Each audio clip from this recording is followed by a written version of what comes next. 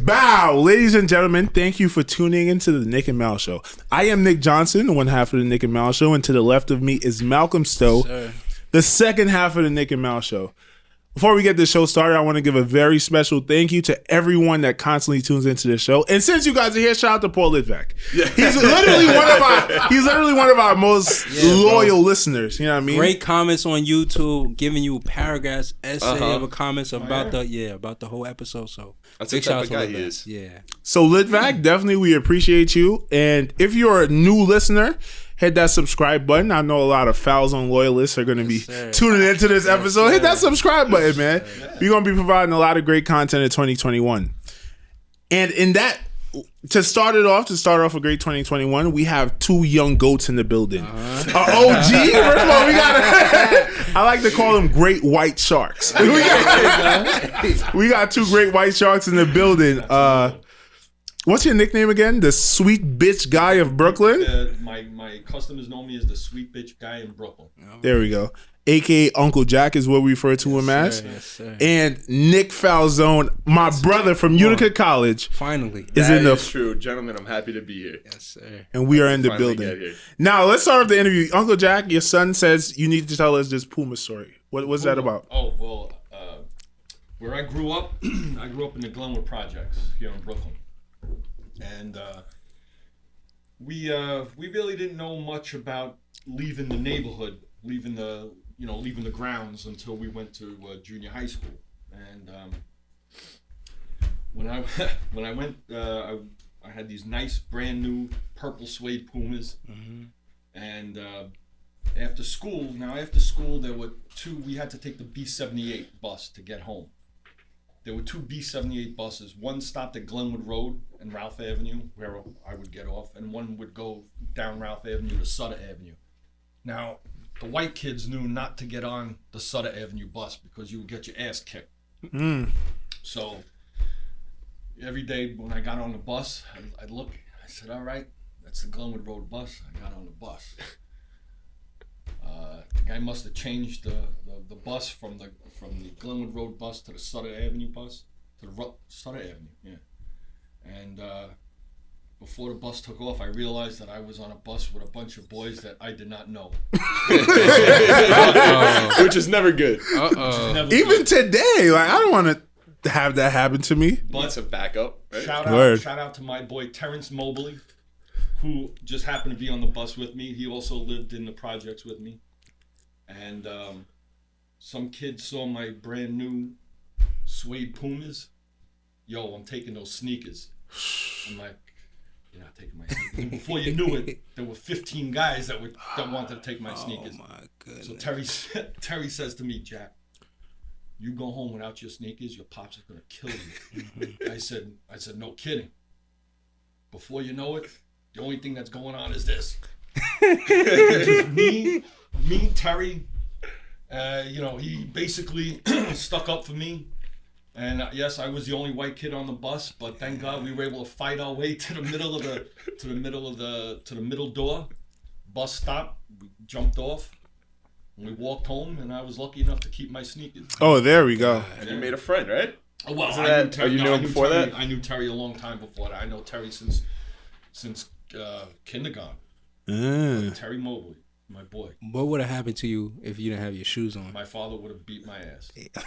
my father would have been very, very upset. I never understood that. I heard that from a lot of people. Like, if you get beat up, you get robbed, your parents take it out on you. Where's the logic in that? Is it like the toughness? Sicilian guy. I don't know. What is he beating you with? His hand. He only had to beat me. He only had to hit me one time in my life. Yeah, same. Only once my father hit me. And I made sure that he never had to hit me again. Yeah. He also had the pizza making hand, so he had some strong. Yeah. You know what I mean? Forearms. Yeah. All you need is once. Yeah, that's it. Mom, she used to use Hot Wheel tracks. Remember the Hot Wheels? Yeah. Yeah, that you could split. They were hard plastic. Yeah, but I actually got robbed before like that though.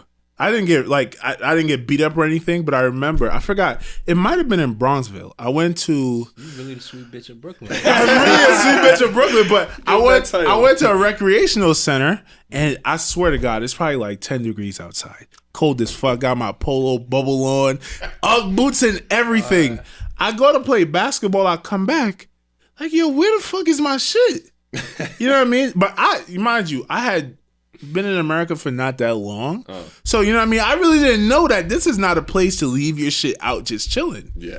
Long story short, 10-degree weather, snow. I had to walk home with socks on, no jacket, no nothing like that.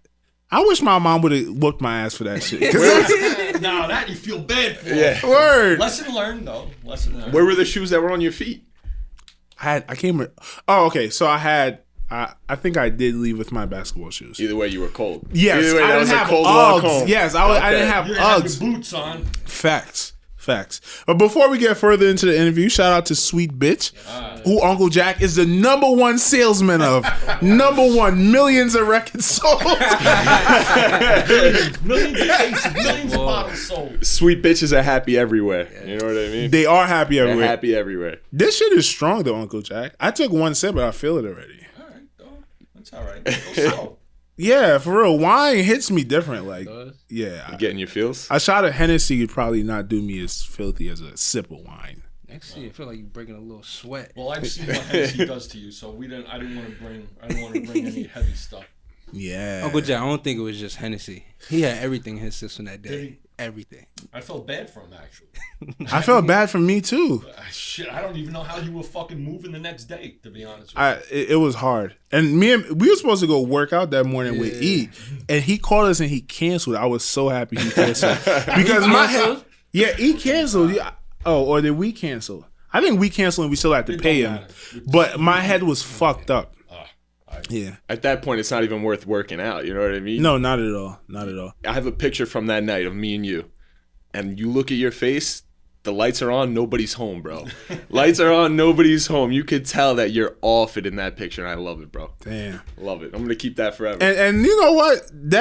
You remember that was all Scala's fault. We were talking about a story where I was at his brother, right? We were all at Uncle Jack's house. The boys from Utica came down. We were chilling, drinking. And look, I don't really drink like that, but when it's time to drink, I drink. You know what I mean? Like, I'm sure all of us do. Right. And Scala kept giving me shots. And before I knew it, what time did we go to bed? Like 1:12 at night? Yeah, it was kind of early, bro. You know what I mean? I Like, we could have went a lot later. Yeah. Drinking very, very. I mean, We were I drinking don't all know day. what you guys did in college, but you guys started early, and I just felt bad. I was worried about you.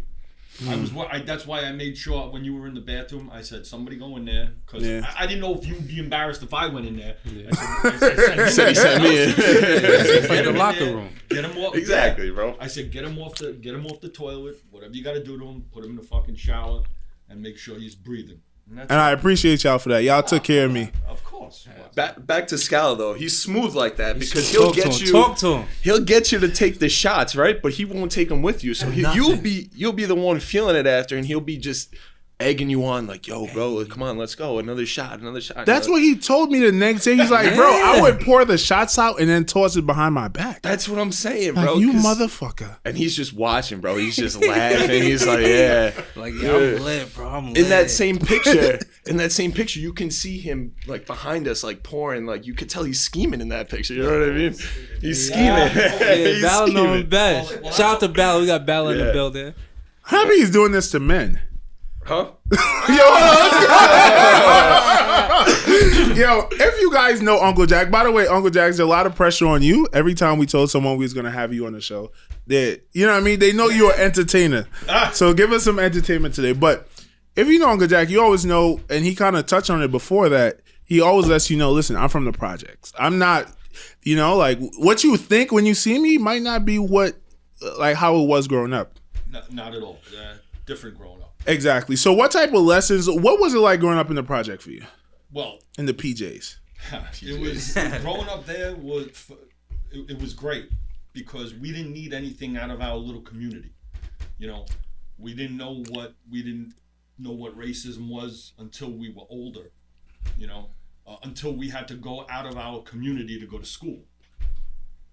But the ice cream man, for instance, the ice cream man comes around, right?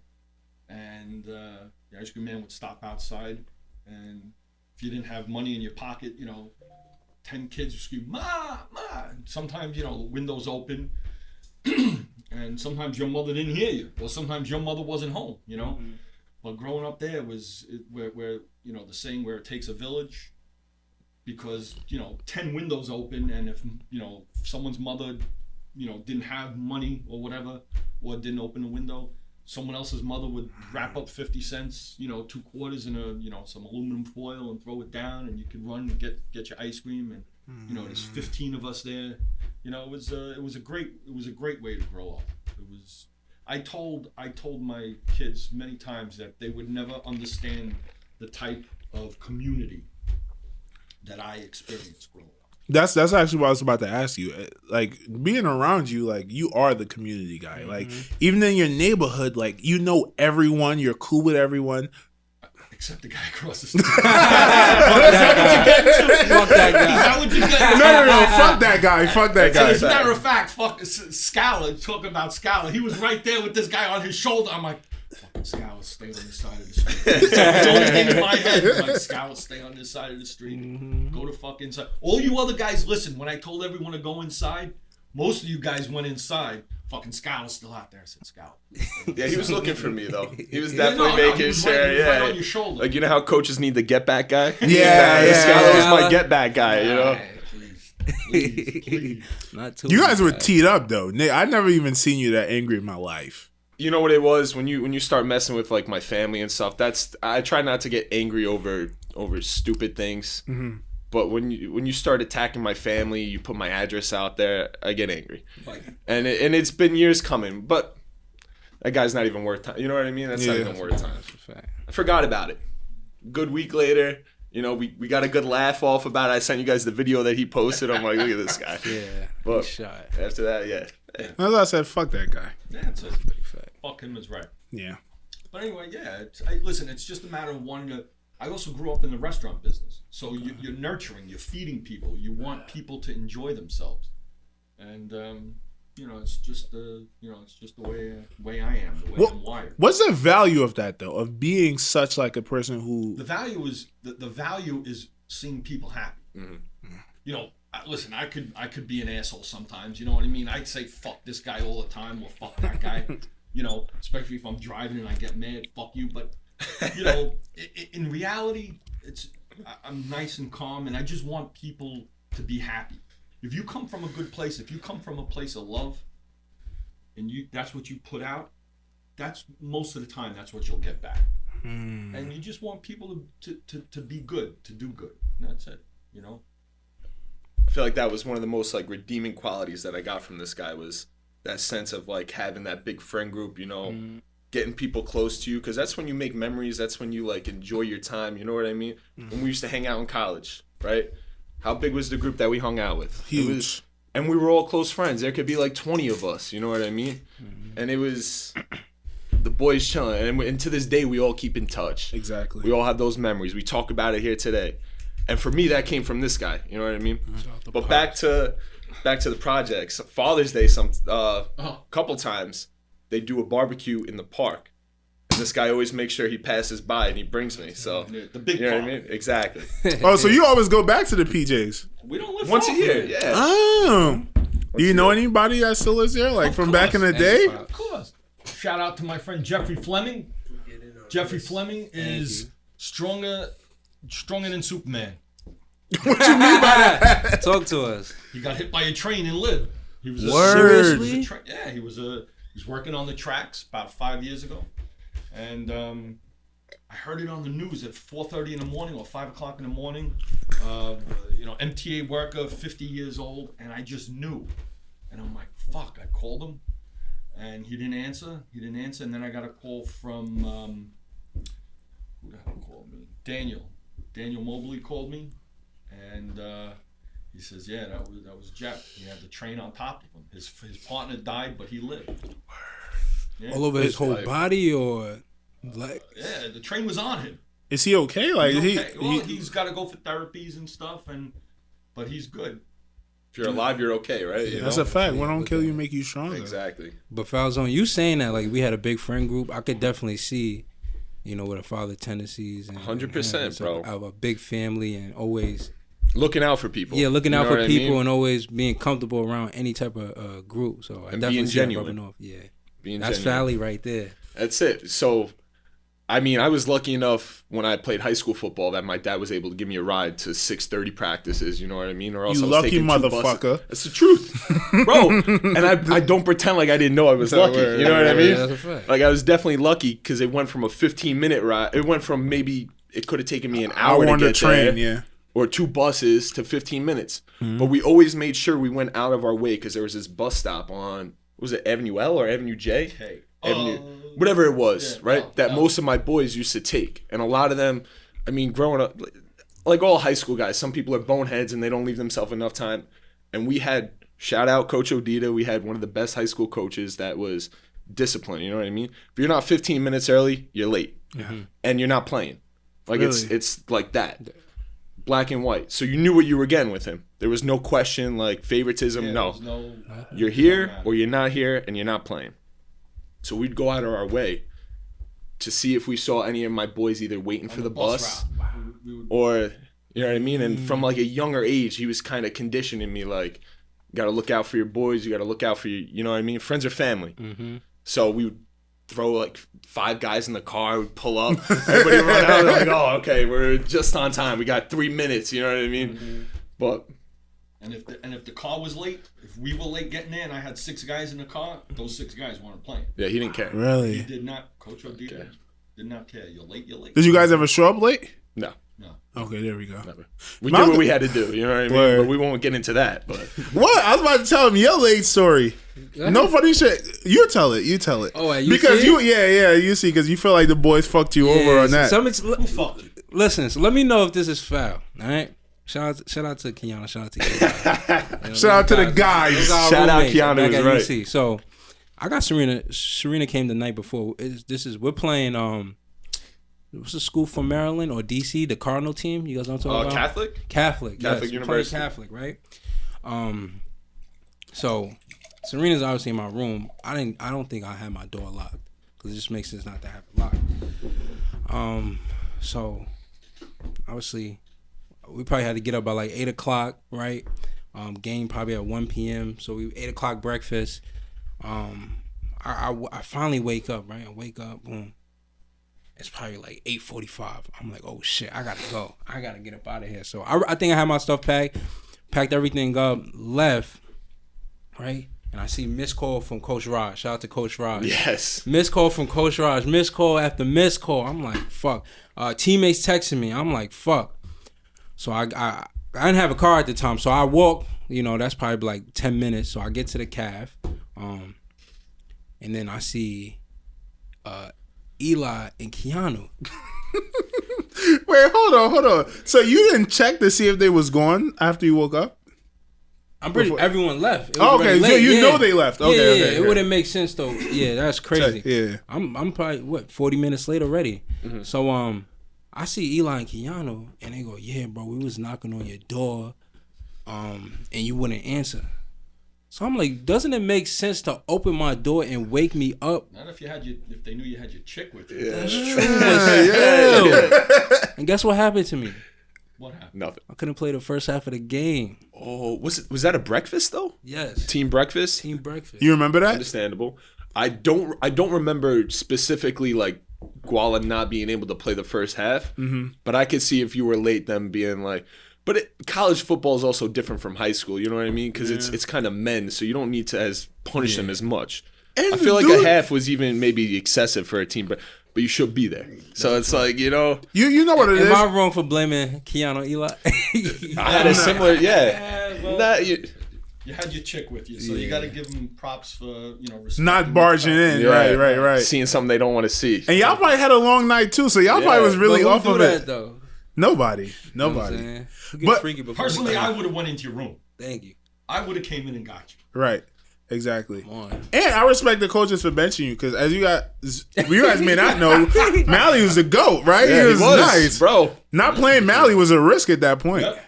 I remember freshman year when we came into Utica, right? We might have had like, and Malcolm can tell this story.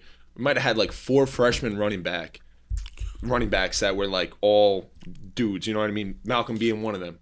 And I think Malcolm was the sleeper in that group. You know what I mean? Like everyone was like, wow, this kid runs the ball, talking about one of the other guys. This guy runs the ball really hard. This guy's really fast. This guy's huge. But the best runner was Guala. He didn't go down, you know what I mean? Never. And the coaches found that out early, and they saw something, and that was history, bro. That's one of the best running backs Utica College history, right there. I usually say the GOAT, but I'm. Thank you. It is. It's the truth, I bro. say We the played with you. greatest. We witnessed greatness, you know? Mr. 1K, and he missed a half. So you might have been Mr. 1.1K. You feel me? I probably could have had 3. Come on, let's go. Nobody had like a pre-game, pre-practice like rituals like Malcolm. This kid was stretching in the locker room like 3 hours early. You know what I mean? He was ready. Taking a nap before the Yeah. games. You did your thing, man. But he's still that way with everything he does, though. Like very scheduled, very rigid, and he does the same thing over and over. If it works for him, it works for him. That's it. Which is, I'm jealous of that. I want to be able to. I'm not a very like. I'm more of a just like shooting off the hip kind of person with life, though, which is not great. It's not a bad thing. As long as you're happy, bro, you take it as it comes, right? Oh yeah. I don't know if that's pause. We gotta say pause. You take it as you come. Yeah. Well, Uncle Jack, where do you get your social media presence from? I swear to God, I'm not big. I only do. Only Facebook. I don't do the other thing. but I'm not very familiar with the Instagram, and because I don't want to see people I don't know. You know what I mean? I go onto like Instagram and I'm like, who are these fucking girls? I mean, yeah, you see little bikinis and shit. I'm like, I don't need to see they be that. catching me every they be time. catching Nick. Come on, I don't know. Instagram has a new feature where when you go on the Explore page, you know they put the little TikTok style video right there. Reels, right? What are they The called? The reels. reels. The reels. I really don't want to see people I don't know. I want to hear about guys like you. You know what I mean? I want to see what's going on in your life. I want to see the good things that are happening. You know, that's the only social media. And by the way, the fact that you're not on Instagram and other social media platforms, they are suffering because your Facebook is classic. I swear to God, your Uncle Jack. Listen, go ahead. I'm an equal opportunity hater. Yes. That's it. And I want to talk about some of the people that you hate. Okay. But one of the more interesting things that I've seen on your social media was the Lisa Montgomery lady, the lady who they were gonna kill, and they postponed her execution. Yeah, they should have killed her. I'm Yeah. glad they did. They did kill No, her. they eventually did kill her. But that story was crazy, though. Why? What's crazy about grabbing a lady that's pregnant, cutting out her fucking baby, and trying to take her baby from her? That's not crazy to you? Of course it's fucking crazy. Of course it's crazy. That's why she needs to be killed. She needs to be put down. Wait, what happened? What's this whole story about? So basically, she was suffering from a condition called pseudocyesis, where a woman, a woman not only believes that they are pregnant, but they actually start giving off physical signs of pregnancy, like their stomach bloats, their breasts enlarge, And they're not really pregnant? They're not pregnant. And That's at the time of that they expect to give birth, they actually experience contractions. And like in third world countries where you may not have tests, they might. The only time they would know they're not pregnant is when they're like, there's nothing coming out. Nothing. Right? So I don't know where she's from exactly. Was it Tennessee or something like that? And she found out she wasn't pregnant and she was really fucked up. But she had like a long line of like abuse in her family. Her sister said she was raped. So she was mentally disturbed. Yeah. So her way to solve this problem of, I'm disappointed now, my husband was expecting a child, the family was expecting a child, was to go... No, it's not funny though, but it's not funny, but it is funny. She strangles this lady, gives her a fucking C-section on the floor, takes her baby back home and starts bragging about it. Like, yo, look at my baby, insane. I just gave birth. How do you save somebody like that? You can't. They just put her to death. I think what they say, she was the first woman. The first lady since 1953, I think. Good. I'm sure there should have been a lot more. Nah, she needed to go, Nick. But She wasn't there mentally. Yeah. But that's the thing, though. Can you kill someone who's mentally insane? Me personally, I don't give a fuck. So like, what do you want to do with it? I mean, listen. That's I think you should kill her. I think you should kill her. But their argument was, she's fucked up in the head. She isn't even able to comprehend the fact that she is being put to sleep. Right. I mean, I don't know. It's a touchy subject. I think she. Yeah, fuck it. Yeah. What's the other option though? You let her sit in jail for the rest. Like, how do you save that? How do you change the way? Yeah, that's what I mean. I don't think there is any saving. Yeah, it's too late. Like child molesters, you can't save them. Exactly. The only reason I'm against the death penalty is because it really, like, for example, there was no one killed since 2008 or something like that, and that's because who was in office. Right. The fact that Trump was in office. Right. He decides to kill people. And I actually, we posted a small article on social media. These two guys got COVID. And now they're not going to be able to. First of all, how does COVID stop you from being able to be killed? Like, it's the weirdest thing. Like, maybe they're waiting for the COVID to do it itself, you know? But those guys are not going to die now because Biden is going to be in office by the time they're up for execution again. So it's like their lives were saved based on who's in office. The Supreme Court has to rule on that, though. I don't think the president. The president doesn't rule on that? I don't think so. I think it's the Supreme Court. He probably has the power to pardon them. You know what I mean? To stop it. But listen, I don't know if he decides. I'm gonna make it's very simple. Wrap it up. It's very simple. Always put yourself in someone else's shoes. Right? Mm-hmm. Now, you are the husband of this woman who got butchered. Right? Yes. What do you want to happen to this woman? And if you don't believe in the death penalty, fine. You want her to stay. You personally want her to stay in prison the rest of her life. How many people really stay in prison the rest of their lives before they find a parole board that says, you know what, you've been here long enough. Go ahead, go out. True. Fuck out of here. True. And that's my opinion. That's my opinion. I agree with you. But it's like, I see both sides of things. Like, you know what I mean? So it's like, absolutely. I believe she should be killed, but if her lawyers are making a good enough argument, I get it. But that is a crazy bitch. That is a crazy bitch. There's a lot of... I know who else. Oh, I was about to say, I know who else you think is a crazy bitch. Who's that? AOC? Is that Come on, the world is going to end in, I think we got 11 years left. Sign the Green New Deal. She said that? She said, there's a clip of her saying in 12 years that the world is going to end. Well, don't they have in Manhattan, they have a big clock that's like counting down. I don't know what it's counting down to. What's that about? Everywhere. Politicians just try to scare people into, you know what I mean, being either far one way or far the other way, just so you agree with their politics. And normal people can, like you said, see both sides. Bro, come on. Listen, what are the both sides with making sure that Amazon doesn't open in Queens so that you lose X amount of jobs? The average job was going to pay $70,000. And she said that wasn't good. There were people that are going to be making less, and that's not good enough, so everyone's got to get more. What the fuck does that even mean? I don't understand. You know what it meant? In reality, what it meant is Amazon is not coming to Queens, and all those people are not going to have jobs. Now, I'm sure there are arguments as to why they shouldn't open. Mm-hmm. Tell that to the people that are looking for work, though. Yeah. To me, I don't get it. Yeah. But again. So was she like the number one person against Amazon coming to? Absolutely. She was. Yeah. What other things do you hate about her? Cause honestly, I don't know. I think she's silly. I just think she's silly. Like she found the platform. You know, listen. I don't even follow her. I don't even listen to her shit. I hear the stupid shit that she says on TV, and I'm like, fucking dumb. It's not common sense. It's to me, no. Yeah. You know, you might want to. What she says might get people. Might get people behind her. Yeah, everyone should make the same amount of money. You know what that's called? Communism. You know what's crazy? So I was talking to someone.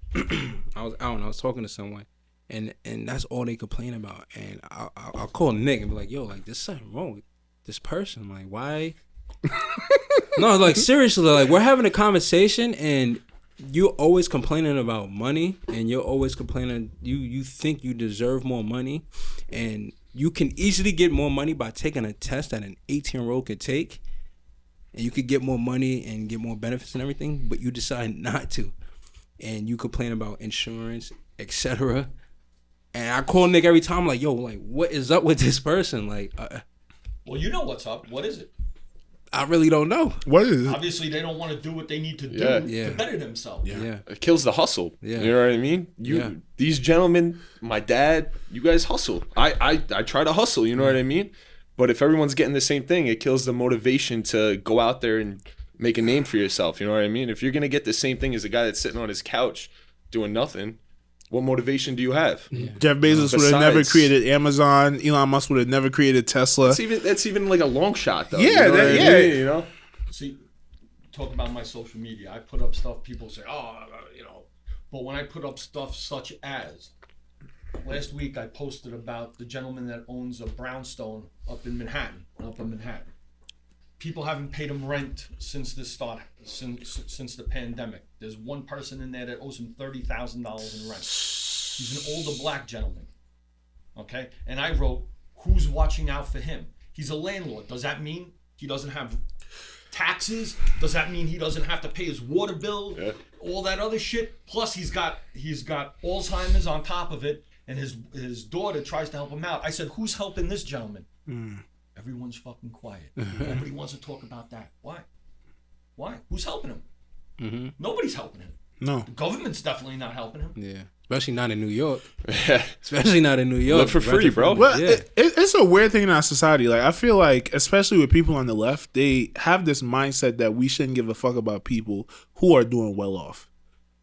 Which is kind of, I mean, I hate bringing things back to referring anything to Germany and Nazis, but that's kind of how they viewed the Jews, right? It's like, you guys are doing too good, and it's like, who gives a fuck about you? Right. Well, yeah. You know what I mean? Yeah. So I don't know, man. That mindset is crazy.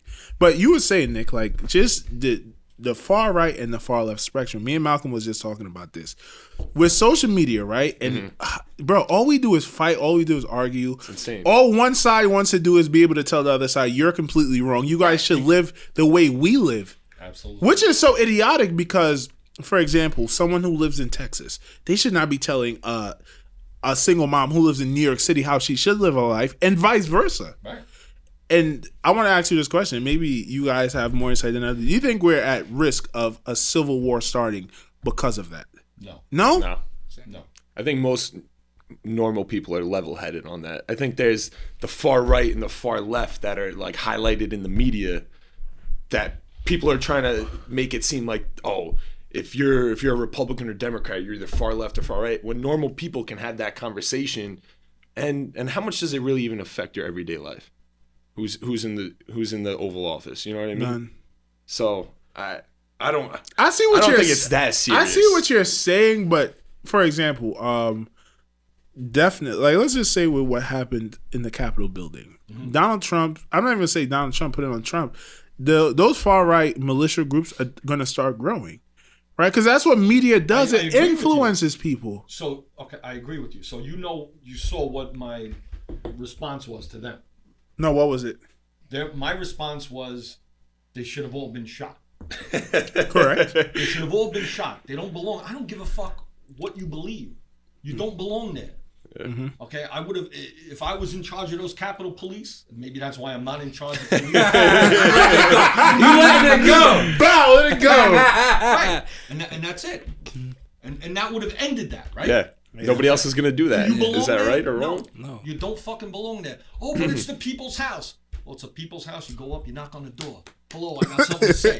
You want to storm the building? That's it. Yeah. That's my rightfully opinion. So. But what I will say is that when you say about the far right and people growing on top of that, building on top of that, I've said this many years ago on social media that I think the craziness started with the Tea Party. Right? You're familiar with the Tea Party? The Boston Tea Party? No. This kid's been paying attention. You guys were still in high school, but the Tea Party, based on the Boston Tea Party, are right-wingers who started these groups. They call themselves the Tea Party. What year was this? probably 10, 15 years Right around the time Obama got elected?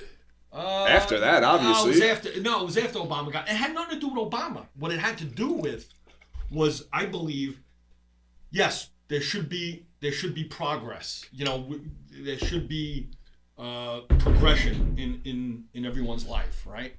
There should be equal rights to, if people want to, a man wants to marry a man. I'm okay with that. That's what I talk about, progress. That's what I believe, progress, right? Mm-hmm.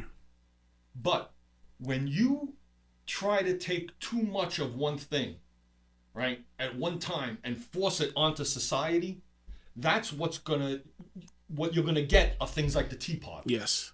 So that's why I think that they pushed too far left at one time, with the help of social media, right, and the media, pushing way too far left, and that's what gave birth to the Tea Party, right? So now you have the media for all these years, just saying, well, these people are wrong. They're wrong. It should be this way. It should be that way. People don't want to hear they're wrong. Most people don't mind learning something. Okay, you know what? I could think about it. You know what? I was wrong. I changed my mind on that. Whatever it might be. That's how we should all approach everything. Like, listen, I have an opinion, but I might be right. But let me tell you my opinion, and then you come back. But people have adopted the mentality of, listen, I know what's right. Let me tell you motherfuckers what's right. Exactly. And you, if you're not where I am at, come meet me. So who do you think that's coming from mostly? The left. And that's why, and this is my point about a potential civil war. Because those guys that you seen storm the Capitol building, I feel like they're literally just starting to grow, because I feel like social media gave them a platform. Mm-hmm. I feel like that's why I brought up the Obama thing. I think when Obama was elected, and people like to refer to it as white supremacy, I call it white inferiority or white insecurity, because those guys are literally insecure about where they stand in America. Absolutely. And that's why they become so radicalized. So if that continues, it's only going to get worse. And that's why I think there's a possibility for a civil war. I don't hope it happens. No, nobody wants that to happen. That's bad business. It looks bad to every other country. We look weak. We look weak. I was talking to my boy in Trinidad the other day. He was like, bro, we're laughing at y'all. Yeah. By the way, all my dudes from Trinidad, when y'all call me, don't say y'all, nigga. Say they. I'm Trinidad, nigga. I'm that not American. I don't think I'm my citizenship. Don't put me in a boat with these crazy these crazy bitches. Yeah, but like storming the Capitol, like no matter you're right or left, bro, that looks bad on America. If your own people are storming government buildings, like, what does that say to every other country? Word. Test us, nigga. That's what it says. And they probably and they will most certainly lose, but I wouldn't test us. Test us. You feel me? Laugh all you want. That's like the tough dude who's not afraid to show his soft side, because he knows, listen, bro, y'all niggas ain't stepping to me. Like, come on. That's just you, bro. That's just you.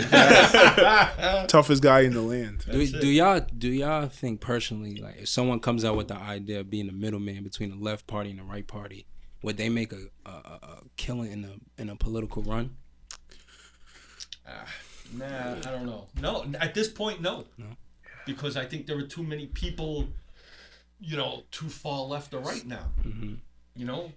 And I think that's what's going to lead to, I wouldn't say a civil war, but when you get people that are voting just down the party line, that's the worst thing in the world. Stupid. Yeah. I mean, listen, in my life, I've voted for many, many, many more Democrats than I have Republicans. Just look at how the Senate works now. Like, it's literally, if it's a Republican issue, all the Republicans are going to vote, and most likely all them.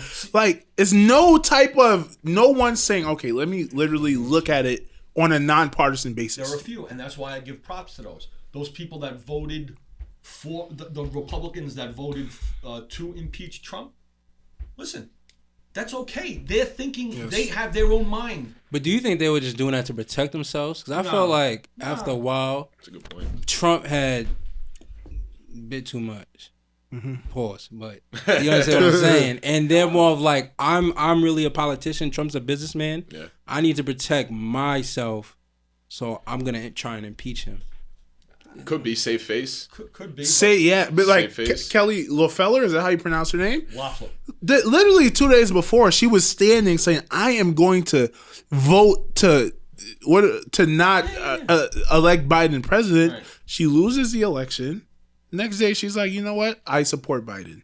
Because she had no, I think that's the reason why they're backing off. They have nothing else to gain. But you also know you're beaten. Yeah. So if he's going to be your president, you support your president. See, that's what I always do. I support. People think that, you are against every president that's not a Republican. But I said no. I said, listen, if you look at my feed, right, and I stopped doing it because what I realized I was doing is I was just giving in to people, but. When my history comes up, what is it called? Flashback, whatever. Flashback, whatever. You know, and I'm giving props to President Obama. I would say, here, you see, this is in 2008 or 2010. This is when, here I am giving props to the president. It's a celebration. It's a celebration. Let's go. My dad just looked at me like, damn, didn't I teach you? Didn't I teach you better than that? That's a clip right there by itself, though. I'm lucky no one lost an eye just now. That's honestly going on in the Nick and Mal show history. Yes. You're going to be, I'm telling you. I want that to be a reel so I can put that in my Instagram, so just so people know what's up. You know what I mean? We're going to make it Popping happen. bottles. Come on. Make that shit fly. Thank you, Pop. But yeah. You're welcome. Do you think it's a solution to all of this? Or are we just... Everyone's got to chill the fuck out. Yes. Do you think that's possible, though? Yes, of course it's possible. I think social media has... I don't know. I think social media has opened a can of worms that we cannot close. Yeah, listen, let's not fucking blame social media. You got to blame the people that are fucking... On the posting social this media. shit. Yeah. You know? We're all cavemen, though. That's how I look at everything. Malcolm, no, like we're all cavemen. Like we're all cavemen and women. Cavemen and women. Yeah, let's be equal. A man, a woman. Come on, man. A man, a woman. Yeah, that shit funny. A lot of women want to be. It's crazy, bro. I saw one meme. It was like if we're gonna start saying a men, a women, we got to start saying when you go out to a restaurant, let me get a women you. You know what I mean? There's the menu. I need the women you. I was weak, bro. I might pull that. Shout out to all the they're gonna look at you like you're 3 heads. Yeah. Well, they're also changing the word harassment To what? his assman.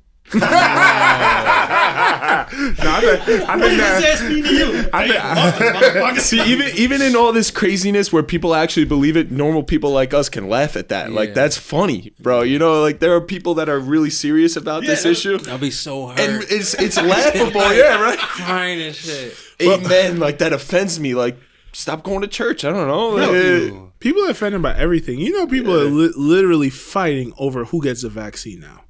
Like, the vaccine is literally making a divide in a bunch of people. yeah.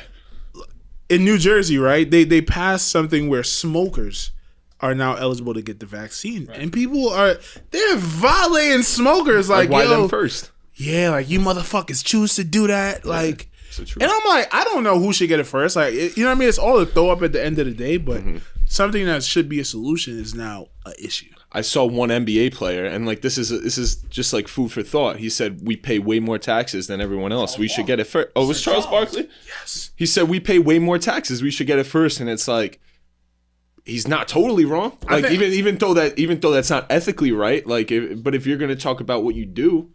I think it's idiotic that all NFL and NBA teams don't have the vaccines already. Because the only reason they don't is to save face and media backlash of, oh, you guys are basketball players. You think because you have money, you're allowed to get it. Mm-hmm. This is $1 billion fucking corporation. Right, but then you're going to have people that say, well, why should they get it?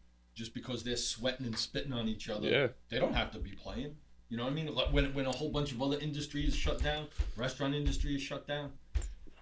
Who the fuck knows? Those same people are crying when there were no sports, though. You know what I mean? Everyone's like, where are the sports? Where are the sports at? You know?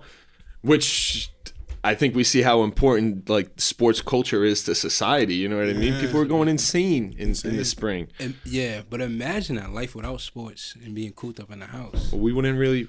Would we be as close friends as we are? We're like brothers, bro. Without sports, you know? Brings you together. Well, Countless days in the calf just hanging out before practice, after class. The calf was my spot, yo. Oh, the calf man. literally. Freshman, sophomore year. Yeah, I don't think I've spent as much time just sitting down and chatting in the calf in my entire life. Who's your boy, the rapper? What's his name? I can't think of his name. Kodak Black. Kodak Black. You put me on the Kodak, but I'll never forget. In the cafeteria, you're like, bro, this is the best rapper out, and you played it for me. I'm like, You're not serious, right? and you know what the best part is? He's serious. He's serious. To this day, he's serious. Wait, you don't like Kodak? I like him. I could bop to his music, but is he the best rapper? I think Ever. we're losing touch on what good rappers are. You know what I mean? Okay, where are the lyrics? Pop school him. Where's the lyrics, Nick? He's a You can't even lyricist. understand half of them, But bro. you see, so now we're towing racial. No, that's not racial. Yeah, exactly. There we go. What did he say? Credit card fraud. I'm in the infinity. Is there a credit card called the Infinity? Is there an Infinity credit card? Nah, I think he was just His limit? credit cards. And stealing Infinity. What? Look, let's attack this because I get a lot of shit for this. Give me 3 or 4 categories that makes a great rapper, and I'm gonna tell you why Kodak Black fills flow. each of them. Flow. Okay. Oh God, he's already ready. You can see it. He set it up. He's been thinking about this for years. That's where I'm wrong, bro. That's why it's Exactly. Talk about politics. He already has me set up. Flow. I'm gonna go with lyrics. Well, that's 2, and I guess you gotta have like a certain a swag to you. You know what I mean? Like To being a make it- real gangster in gangster rap? not even real gangster. Like how many of them are even real gangsters, bro? You know? Kodak is. Well, I mean, for the fact that we haven't seen him in a couple years, I guess he is. You know what I mean? Maybe authenticity, you know, like. Yeah. I'm not going to push my views onto other people. I really do believe he's a great... What do you have this show for? Word, exactly. So I really do think he's the GOAT, but maybe I just recognize with him. Maybe it's the fact that I'm from the Caribbean and he kind of speaks to me because Okay. he's Haitian. Okay. So I don't know what it is. So would you put him over Meek Mill? Like, who makes better music, Meek Mill or Kodak Black? I think Jay-Z is a close second Jay-Z. to Kodak Black. So that's the first album. Blueprint 3 was the first album I ever bought with my own money. Blueprint 3. I was like 10 years old. I remember going, "Hey Pop, like I think it was like $12 at the time on iTunes." And I'm like, "I got $12. Can I buy it?" I don't even know if they took the money from me or what. But like I was like, "Yo, I want this album." It was New York State of Mind. Yankees were just making that run in the playoffs, you know what I mean? Like I was like, I needed this album. That was the first rap album I ever bought. So Jay-Z's my guy. Shout out to Jay-Z. Jay-Z, he's a GOAT. I mean, you know what I mean? For all intents and purposes. Rob Bass is my guy. You like Rob Banks? Rob Bass. Oh, I was about to say, Rob damn. Banks. Come on. What That's is Tyrese's that? favorite rapper. You guys know Shaggy? Buffalo? Shaggy, that's Shaggy's son, but he's a rapper. Oh, yeah? Okay. Yeah. He got dreads. He's from Florida. He's I thought it wasn't him. It wasn't. I thought it wasn't him. Ooh, give me some- Paternity Come on, test. baby. Come on. Come These on, white baby. boys are culture. That's why I call them on, great baby. white sharks. Come on. This guy is stupid. Yo, Nick, since we're here, I know you want to tell this story. Tell them the story about how when we used to sit next to class. Oh, And bro, by the way, I wanted me- to bring that up so bad. Me and Nick took every single science course. We were some intelligent. Yes. I think the only one we didn't take was physics 2. Yes, And and that- that was because either we did take them at the same time, but not together. Yeah, not together. Yeah. So, the reason we're such part of being great friends is holding each other accountable. Like you two gentlemen, you know, Nick and I held each other accountable with these classes. That was the main reason that we took class together, so we can both be like, all right, if one of us starts slacking off, the other's gonna be like, yo, let's go. And we randomly took the first class together, and we realized it Yeah. was literally like chemistry. It was like, it was me, you, and Yes. Paul for the most Yes. part. Like we play with each other so well, we have to do it for the rest of time. We have to, but the best part is so. Real quick, I'm gonna set it up. I know Nick before Utica College. We used to work out at One-on-One Sports Performance. Shout out Shout out to James and to Jabba. Is Did that y'all really know Jabba, each my other, guy. though? Did y'all really know each other? So we at didn't that know time? each other like that. So shout out to Legrees. Sharif you guys worked out with Sharif. Yep. I knew Sharif because I used to play quarterback and he played quarterback. We'd work out together, and they would work out. They'd be doing their own workout. We'd have like a Midwood crew doing our own workout, but we were friends. Sometimes we did it together. But Nick was like that. Like that was like the first kid. I'm like, wow, this kid's an old lineman. Like, you know what I mean? This motherfucker's big as hell, and it wasn't even all muscle at the time. But No, back when you knew me, bro, I was fat as fuck. I didn't want to use the word just in case you got offended. I was but- about 340, bro. Listen, bro. I remember one time at One-on-One, we're doing a workout. You know, James and me used to come up with these crazy workouts. functional training. But you know? them shits would fuck you up. And the thing about One-on-One, it was in a small room like this. Yeah. It's Yes. not even Bro. big. And you get in these crazy workouts. I swear to God, I thought I was gonna die. Shout out to Sharif and I think it was Sharif, Io, and Sabah. Yep. Sabah. Shout out to all of them. They found me in the bathroom after the workout, listening to gospel because I thought I was gonna die. I literally thought I was gonna die. There were definitely days like that, though. There were definitely days like that. You just feel so depleted. It's like Yes. your whole soul was gone, bro. So I don't know. Shout out to those guys. Shout They're out. great. So that was a quick side story. So anyway, so we already had like a, you know what I mean, and we knew each other, right? So we took that class together, and then after that, we took every class together.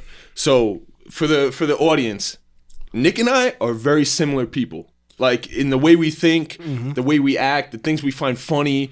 We could sit in the cafe and talk politics forever, no matter if we agree or not. But we can have that discussion, that type of. We could debate rap. We could debate sports teams, right?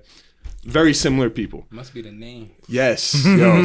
So we'd sit in class. It's not the and, color like, of their skin. we don't even. Yeah, exactly. That's what I'm getting at. So like, and we don't even know if people find us funny because we don't give a fuck. We're like, yo, we find ourselves funny. Like, we're gonna sit here and laugh at this. So say this is Nick next to me. We'd be sitting there, and every Utica College professor does the same icebreaker.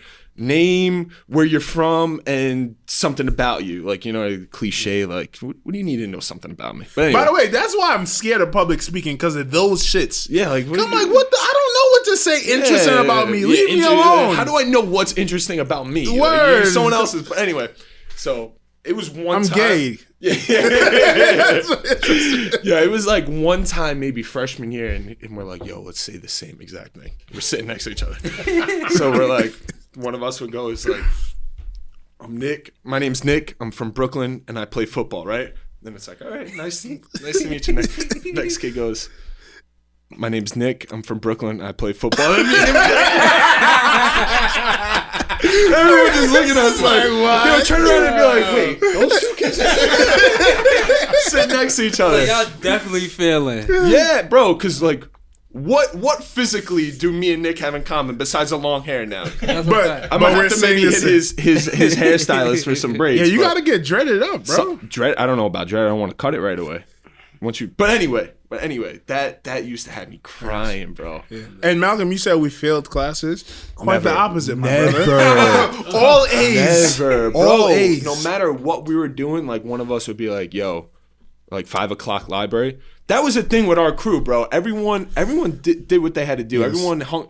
Even if you were hanging out in the library trying to get work done, at least you were there doing something. Soaking up some knowledge. Even if you were there for 5 hours and you only got 2 hours worth of work done, at least you did that. Yes. And that's on you. You guys You know, went to a library? bro. Every day. It's crazy. We would go to open lab and spend Yes, hours bro, in there. yes. Honestly, when this guy we call, where are you? I'm in a library. We'd say, this fucking guy's not in a library. I'd say that for everything, you know, like Friday night, where are you? Yo, I'm in the library. I It's swear, like, Pops, I'm studying. I swear. You know what? But I'm proud of all of you guys. Appreciate it. It's great. I love it. It makes me proud. It really does. Now we did our thing, and just back to like, I'll be honest, bro. Like that, what we did as far as me, for me personally, I didn't even think I was going to be able to pass those classes because I don't know, when we first came in, I think Coach Faj even told students like, if you're doing this, you do not want to do this. Switch classes. which was crazy. Do not take AP your first year. And I literally was about to go talk to a dean and be like, yo, please take me out of this class.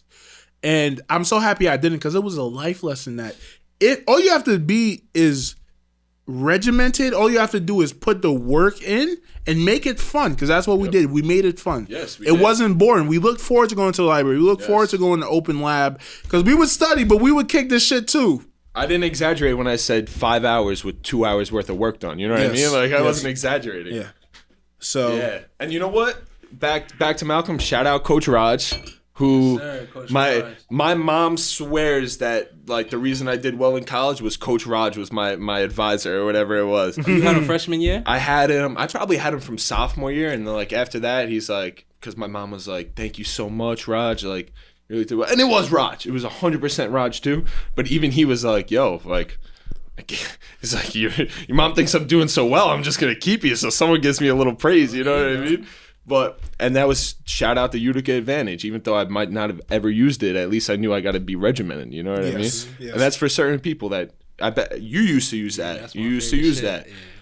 But He made What the. was Utica Advantage? it was a book. Book, yeah, and Rodge created. Well, Rodge, shout out to Coach Rodge. We're gonna talk about Coach Rodge. Coach Rodge. So we had the Utica Advantage, right? And it was just like a calendar, basically. And you write down. You get the small box of the days, and you just write down what you need to do. So we got that freshman year, right? And then I think Rodge last year he had like a 4.0, and like I think every semester, every year he got a 4.0, right? But Coach Rodge had his own book. He had a Utica Advantage, but he was writing notes, adding his own pages to it. Sophomore year, I think they revamped the whole thing. They let Coach Rodge take it over. So we had the calendar thing, and then we had areas where you could write notes of what you're doing that day and everything. So Coach Rodge definitely transformed the whole school academically. Yeah. And you took advantage of that. That was for something sure. that works. Well, when you sent me that text and all of a sudden I get it, the shit popping up on my yeah. calendar. I'm like, oh, look at that. Right. You see? So that's basically part of it right there, too. Yeah. But you had a lot of practice with that in college because you was a was you a Oh, president? yeah, and President Bond. So like, one thing, shout out to UC. But one thing about Bond, that taught me like things like that. Like, all right, if we say something, all right, I'm gonna put it in the calendar so you know. It's there. Yeah, Right. so I won't forget because I'm known for forgetting things. Like I have a little notebook in my book. Every time something comes in my head, I just write it down now. So Good. I remember they didn't let me in Bond. No, I'm joking. we trying to get y'all. What's You know what it was? You guys met too early on the weekend, and I was too busy. No, you it know was what I mean? it was. No, I'm not gonna. It's say called that Brothers 'cause on you're a not New like that. Direction. So I'm gonna tell you how. I've seen that. Yeah, you seen Bond, you Brothers guys, on a New Yeah, you Direction. guys have They put up did- social media stuff. And they did a lot in the Yeah. school community, Yeah. for sure. Right. That's You what I know? remember. I remember you got, oh, good. But it was It was mostly it was black great. kids. It But was- we it was- wanted it the was- white kids to be a part of it. But it's like, But it makes sense. It was bro. hard, Like, as yeah. a black student, you're not gonna go with an all white or yeah, Oh, absolutely, yeah. absolutely. You know. But that makes could be sense, for though. anybody though. You don't need to. You know what I mean? Yeah, To like, be in Bond, you don't need to be black. You know, you don't got it. nah, you don't need to be black. You can be It was. Asian. I feel like. bonbons were black and then white ice cream inside. Bonbons. Yeah. Come on now.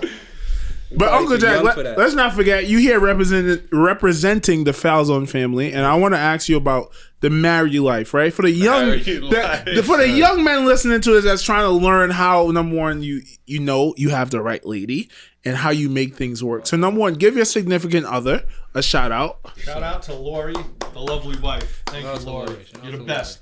How'd you guys? There you go. No, you really are. How'd you guys meet, and when did you know she was the right one? So true story. So when I went to college, growing up, I wasn't really thinking about going to college. I mean, I wasn't a school guy. I never did terrible, 75s, 80. But growing up, my father asked 3 things of me. Don't let me have to bail you out of jail. Don't have babies until you get married. And go to college, go to school. So for my father and my mother, my mother being a Jewish woman, school is always important to the Jews. Shout out to my Jewish brethren out there. So I went to I got a list of colleges, right? And I wasn't one for taking tests, the Regents tests and what are those SATs? And all SAT, that yeah. shit. So I got a list of the CUNY schools, and I saw one of the CUNY schools was New York City Technical College. Said you didn't need a Regents diploma to apply there. I'm like, well, that's my school. But they also had a hotel and restaurant management department there, which was actually, I think it was ranked 2nd or 3rd in the nation at the time. Coming in after Cornell and somewhere and something else. So anyway, I applied to the school, and I'm sitting in one of the classrooms, one of the boardrooms or whatever the kids call Lecture them, hall, room, whatever it a is. small Yeah. lecture room. And I'm keeping to myself, and out of the corner of my eye, I see this chick walking in with these painted on fucking mint green pants. And I see it. It gets found. And I see it. I'm like, I might have to step out of the room for Don't this talk one. about his mom like that. Painted on? I don't want to imagine that. Yeah, you know that show How I Met Your Mom? Well, there you go. How I Met Your Mother, right there. I'm like, damn, look at that. So that's where we met. We met in school, and we dated. First of all, how did you approach her? Because I feel like in today's age, people like stories like that are not very common anymore, right? Where a guy goes up to a lady and You know what? I couldn't. You To don't be honest with you, Nicholas, I don't remember how I introduced myself. I know our first date, the first time I took her out, actually, because I was still working for my father, for my parents, and my father used to go to the meat market for the meat. He didn't trust anybody bringing him the meat. He owned a pizzeria. okay. So we had a pizzeria restaurant, and when people talk about slave labor being gone, that's bullshit, believe me, because I was a slave for many years in that place. But anyway, it was my job to pick up the meat, and now I'm going to school, so they would actually wait because the meat department, Little West 12th Street in Manhattan, that's where all the meats come in. And they start at like 1 o'clock in the morning and they're done by like 6 or 7, but they used to wait for me. So I took Lori, I said, I gotta go pick up meat for the restaurant. So from school, our first date was I went to the meat, I picked up a leg of veal. She was like, what the fuck? I said, yep. Threw it in the car, went to have Chinese food, and then brought the meat to the restaurant. And that was technically our first date. Well, you guys used to say something about, were you turning her desk around? Mom used to say. Yeah. So yeah. So it is one. We'd be in school, and I'm there. She'd be sitting next to me. Professor turns around and writes something on the desk. I'd get up and fucking flip all the stuff. Turn her around. She's like this. The whole desk and everything. Excuse me. I don't even remember what the professor was saying. I just know she was pissed. I would do it to her all the time. Fucking just do crazy shit. My mom was like a student. Like, she told me she was mad that she to this day, one of her regrets is that she didn't get a 4.0 because she didn't argue with her. Yeah, because she didn't argue with her professor. She said she deserved it and she should have fought for it, and she did it, and she regrets that. Gave her an A-. Yeah, and she's like, I had like a 3.9 or something. She's like, I wanted the 4.0. Like, that's the type of. So I told her, I said, what the fuck do you care? and she was like, no. I'm like, are you fucking kidding? Don't we have more important things to? Come on, you graduated. That's it. And now every time she looks at that transcript and grad school 3.9, she's like, you fucking idiot! I fucking listen to you. And that was the last time she ever listened to me. Yeah, there you go. What grades was Uncle Jack in? Passing. So I got let's see, I got my diploma. Matters. I got B's and C's. Okay. I got B's and C's. I enjoyed going to school, but I wasn't really there. I was there, number one, for my parents, So if you're not doing it for yourself, but it was all good. I'm glad I went. I couldn't pass algebra. I never passed algebra. I never passed, even in high school, I never passed algebra. Let's do a math with letters. Did you find going to school? You said you went for your parents, right? Mostly. Did you find that difficult? No, not at all. I enjoyed going. It got me out of work, got me out of the restaurant, and I met new people. Okay. So did you force college on your kids, or did you have the foresight of I want to? I wouldn't say I forced it, but I ingrained in them that they definitely had to go. It wasn't something like he's like, you gotta go, but it was something that we knew when it was time. That's the path we had to take. You know what I mean? It wasn't like, you better go, you know what I mean? It was, at that point, I knew what I had to do. Plus, I played football, you know what I mean? Yeah. So if I wanted to continue playing, I had no choice. Yeah, it was kind of baked into our thing, yeah. My brother wanted to be a gym teacher. He's, you know what I mean? To be a gym teacher, you gotta go to school. You know what I mean? My sister's just, she's like my mom as a student reincarnated, so she was going regardless. Yeah. Well, she puts the work in. That's what it is. Shout out Pookie. Shout out Noel. Pookie. We'll see Pookie later, right? Yeah. Yes, sir. That's funny, yeah. But that actually reminds me. First time she had like a boy come pick her up, right? I had me and like, it was French and Wes for sure. I think it was just French and Wesley. Shout out to French. Shout out French and Wesley, my boys. They were a year older than me, played high school football. Monsters, these kids. Bro, monsters. Wesley is probably one of the best defensive ends that I've ever played with. Huge. French is one of the best running backs. You too. You know what I mean? Shout out French. I appreciate it. But anyway, and poor Pookie, like, wasn't. She was like a late bloomer with like the social life kind of thing, you know what I mean? So she was having a boy pick her up, and I was like, yeah. I was like, yo, boys, let's go outside, let's go have a catch, bro. And we were playing football. So imagine like 3 like big ass men like hanging out, throwing a football around, you know. And then this guy comes and picks her up, and poor Pookie, we had to like embarrass her a little bit. Yeah, but French did a little extra. I don't. Well, French, if you're watching this, you are a little extra. He knows. Did you guys do the bad boys intimidate the guy kind of thing to make sure not he knows? even like that, bro. We didn't even have to do that much. All we had to do was throw a football around the street, and it was like.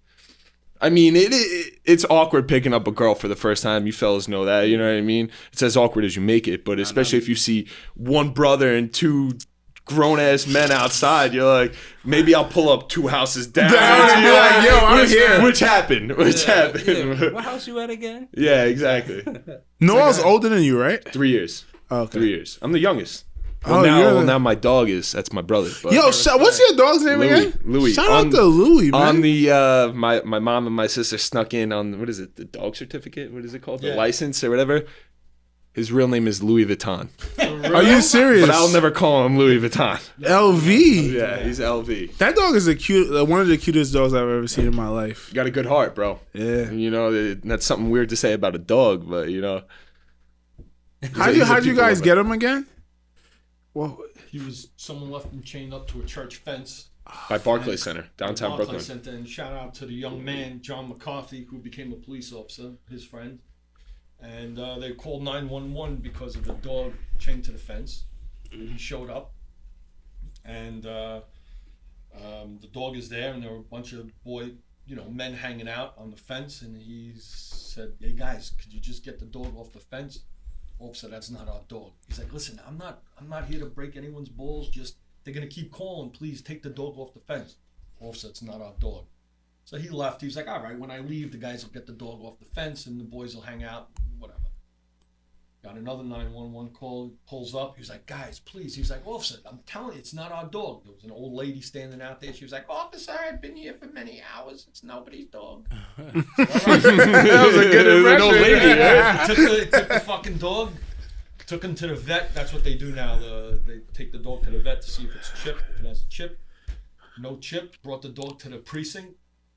Told his boss, the commanding officer, "Boss, I want to keep this dog." He was like, real quick, the guy told him, "This dog is different. And, like, you should keep this dog because if you bring him to the pound, you got 48 hours as a pit bull." Right. And this poor dog, They put it to sleep after that. Yeah. Bro, there's too many of them. And who's going to a pound to adopt a pit bull? No one. Tyree. Yeah, shout out Tyree for that. But anyway. So anyway, he brought the dog home with him, and he has Jack Russell in the house, another dog, and that Jack Russell was just breaking Louie's balls terribly. Who he still has his balls, by the way. Yes, thank God. Oh, you guys didn't. Nah. Real dudes, man. Like, come on. That shit is horrible. Bro. What if you want to take care of a little business? I hate when people do that. So How much we longer are you kept gonna the live? dog. But, Come on. yeah. You know. Well, we had to do some conditioning to my mom because my mom is not a pet person. No, not at all. Nah. So actually, the dog she stayed home from work. She was sick, She wasn't feeling well. and the dog just that day sat right by her feet and just sat there the whole day. And she's like, "This dog is like an angel. Like, how do I get rid of this dog now?" You know what I mean?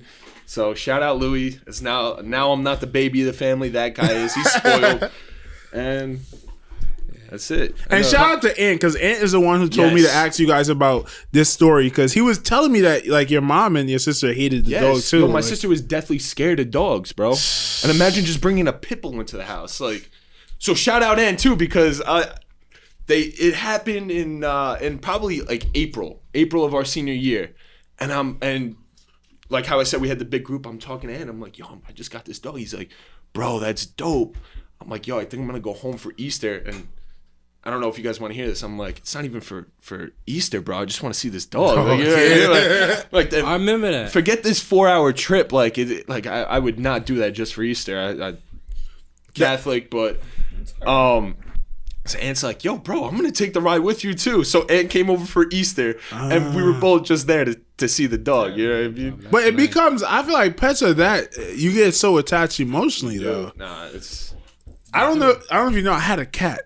And my cat, I remember doing a You had a cat in Utica? video chat with you. Yeah, in Utica. Oh God. Yeah, shout out to Titan. I actually got it with my Titan, ex. that's Yeah, right. word. But he used to live with me, and he like just died out of nowhere. Yeah, I think we moved to Albany, and he got depressed. Like I think animals, especially cats, they get depressed when they move. Probably. Yeah.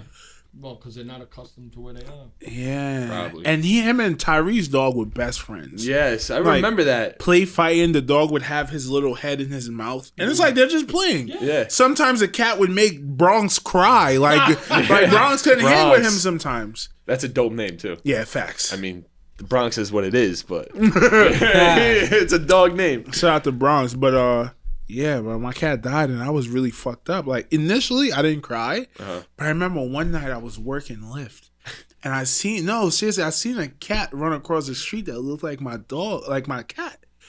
And no lie, it was like a scene out of a movie. You had a moment. I stopped the car, looked at the cat, and Dad started crying. Like one big tear, or was it like? Yeah, you remember that NFL player that had the Yeah. two shits going out? He's just like stone cold staring at the You had a moment. And I really had to soak in my feelings. I'm like, damn, Titan, I really love you. At some point, I'm going to get a Titan tattoo, too. Because I loved him that much. That was like my son. Now people see why we all hung out this much, bro. This is Yeah. comedy, bro. Like, cause he's not joking, but the way he's saying this is hysterical, bro. And that's the messed up part. Let me tell you something. One time, right, because I used to smoke weed when I was in college. One time I had a really bad trip. And I had to get out the house. I think I was showering, and I just started fucking panicking. I'm like, I gotta get out. Probably was in some boxers, start walking around. Midwinter, by the way. I'm like, yo, I have to walk around the block. And I'm just tripping all these crazy thoughts. And I used to let Titan out. And I think that's another reason why he was depressed. Because when we moved to Albany, it's like a city, so we couldn't let him out. Yeah. And he loves being outside. Yeah. Like he would plot. Like he would just stand under the basement for a bird or something? and no, like wait for one of us to open the door to come out and just dash outside. You guys weren't nervous about that? Nah, I used to let him rock. He's a boy. Come on, let him have fun. You know what I mean? He was a Let young the dogs out. Let He's the a young dogs out. OG. It's a fact. And I forgot what was I saying. What was I saying? You were talking about letting the dog. You thought he was depressed. The cat was a little. You were taking a walk for your thoughts. Oh yeah, I was high as fuck and tripping out. I'm like, yo, is this weed lace? Like, what the fuck is going on? And I swear to God, what made my high better was Titan seeing me walking around the house and followed me. He makes sure to stay like a couple feet so I don't grab him and take him inside. But I'm like, yo, this is really my son right here. Like, I swear to God, I felt like somebody was with me, bro. Like you birthed that cat. Like he came from you. You know? Yes. And he was bonded to us too, because we would take him into bed with us and go to sleep with him. Oh man, I'm gonna get emotional talking about Titan. Yo, we had the best, bro. Going back to that, we had the best crew in college, bro. Because we all, there was like three houses of us. You know what I mean? Yes. And we were all like just boys. Like I hate saying homies, but like we were brothers. We were brothers. You know what I mean? Like, yo, what are you guys doing tonight? What are you doing right now? Like, yo, I'm about to come over and just hang out for a little bit, bro. Like, Exactly. you know, like I'll bring a case of beer, kind of thing. You know? Just chill. And as you said, the relationship stays. Like we were just in Utica last week. Shout out to Nish. Nish was there too. Well, I just so the record's shown, bro. This guy Nick calls me Friday afternoon. Like I'm working too. It's like 3 o'clock. Friday morning. I think it was in the morning. Whatever it was. It Yeah. was Friday. And he's like, yo, bro. He's like, what are you doing? You trying to come up to Utica? I'm like, bro, what? He's like, yo, we're about to leave right now. I was like, bro, you called me at 11 o'clock Friday morning as you're leaving, whatever it was, telling me I'm coming. If you would have let me know 2 days before, I would have been there. But it's all right. You were there for business. I felt bad because the last time we did that, you was like, that's when we were still doing boxing classes. Yeah, I would dead go you guys. I miss and all I you felt guys, bad. I'm bro. like, damn, how the fuck did I forget to tell Falzone? Yeah, you did it twice. Yeah, we'll tell you next time. Yeah, you too, Malcolm. You're not off the hook. You were there too. Exactly. You're not off the hook. Don't Did be you in boys have a Brooklyn. good time? Yeah. Oh, course. fuck it. I feel course. like home when I go to Utica, bro. And that's to, like you said, shout out Nish, shout out Rodge, shout out Ant, Keese, like everybody that went to Utica and stayed there. You know, you always got a place to sleep, to put your head. You know what I mean? Exactly. So, and that's family. You pull up there, it's like you never left. Shout out to the Airbnbs. Oh, you got an Airbnb out there? Nice up Was this nice? Yeah. What town? Utica. In Utica? Was it like Right the by city? Shenanigans. Yes. By Shenanigans, that's where I used to live. It was walking distance from where Aunt and them lived. Yeah. So that's where I used to, like Sunrise Avenue or Sunset. It was Avenue, on Sunrise. Sunrise. Well, is Sunrise the one that splits into 2 roads? Probably. Yeah, it was like on one of them. But yeah, okay. It was cool. Shout out to that Airbnb. Yo, man. so shout out to my boys Dylan, Nish, Paul. The guys. Yo, we went from living. Utica is a funny place, bro, because you can be from like. By the way, congrats to Dylan because the Buffalo Bills are doing their thing in the play. I want to say congratulations to you guys because I hate the Bills, but Tyree, all those guys, I'm rooting for you guys. Yo, just so you can be happy. 100%, they deserve it. Yeah, they had so many years of pain, and it's gonna come back because the Jets are about to be nice again. But anyway, I'll let them live this one down. But we went from living. Utica's funny because you can go from living in the hood. Like the real when we lived on Brayton Park Place, bro, we were in like probably one of the poorest areas of Utica to moving to Sunset, and it's like families like walking their dogs, like kind of thing. Bro, there was a heroin house directly across the street that got raided. Bro, I remember 5 o'clock in the morning. I'm laying there. I had the like driveway window, yeah, and first floor. And like I'm not that very like heavy of a sleeper, and all I heard is Utica PD, open up. I'm like, bro, what are they on my house? I'm like, we got nothing in here. We got a lot of alcohol, but I look out the window there across the street. This place is a legit like heroin den. Like they're pushing it out of there. Right? Nish is also a light sleeper, and he had the master bedroom upstairs in the front of the house with a balcony. So I go right upstairs. I'm like, yo, bro, you heard that? He's like, this is insane. We're watching it from the balcony, just kind of like you know when you're woken up early and you're like, damn, bro, like I'm woken up. We didn't even mind. We're like, dude, this is insane, bro. I've never seen a SWAT bus, bro. Yeah. And these guys got tipped off. They weren't even home. They got tipped off. It was insane. Broken windows. It stormed the house. Came out with nobody. Nobody.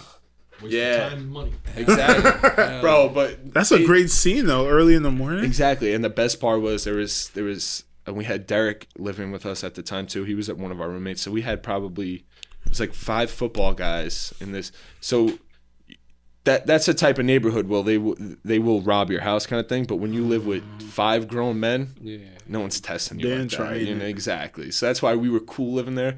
Would definitely not recommend it. You know what I mean? That's scary. Especially if you're a young lady. Yeah. Dangerous. No, yeah. Well, go ahead, man. Uncle Jack. Yeah. Uncle Jack. No. I want to talk about you found as a father, your son going to Utica College. Like, how did you know that was a place for him? Like, did you have a say in that? And also being in the 12th Man Club. You know, how was that experience? You know. A legend. Yes. And you did a little college party yourself, right? Oh, we did. Yes, sir. Talk about it all.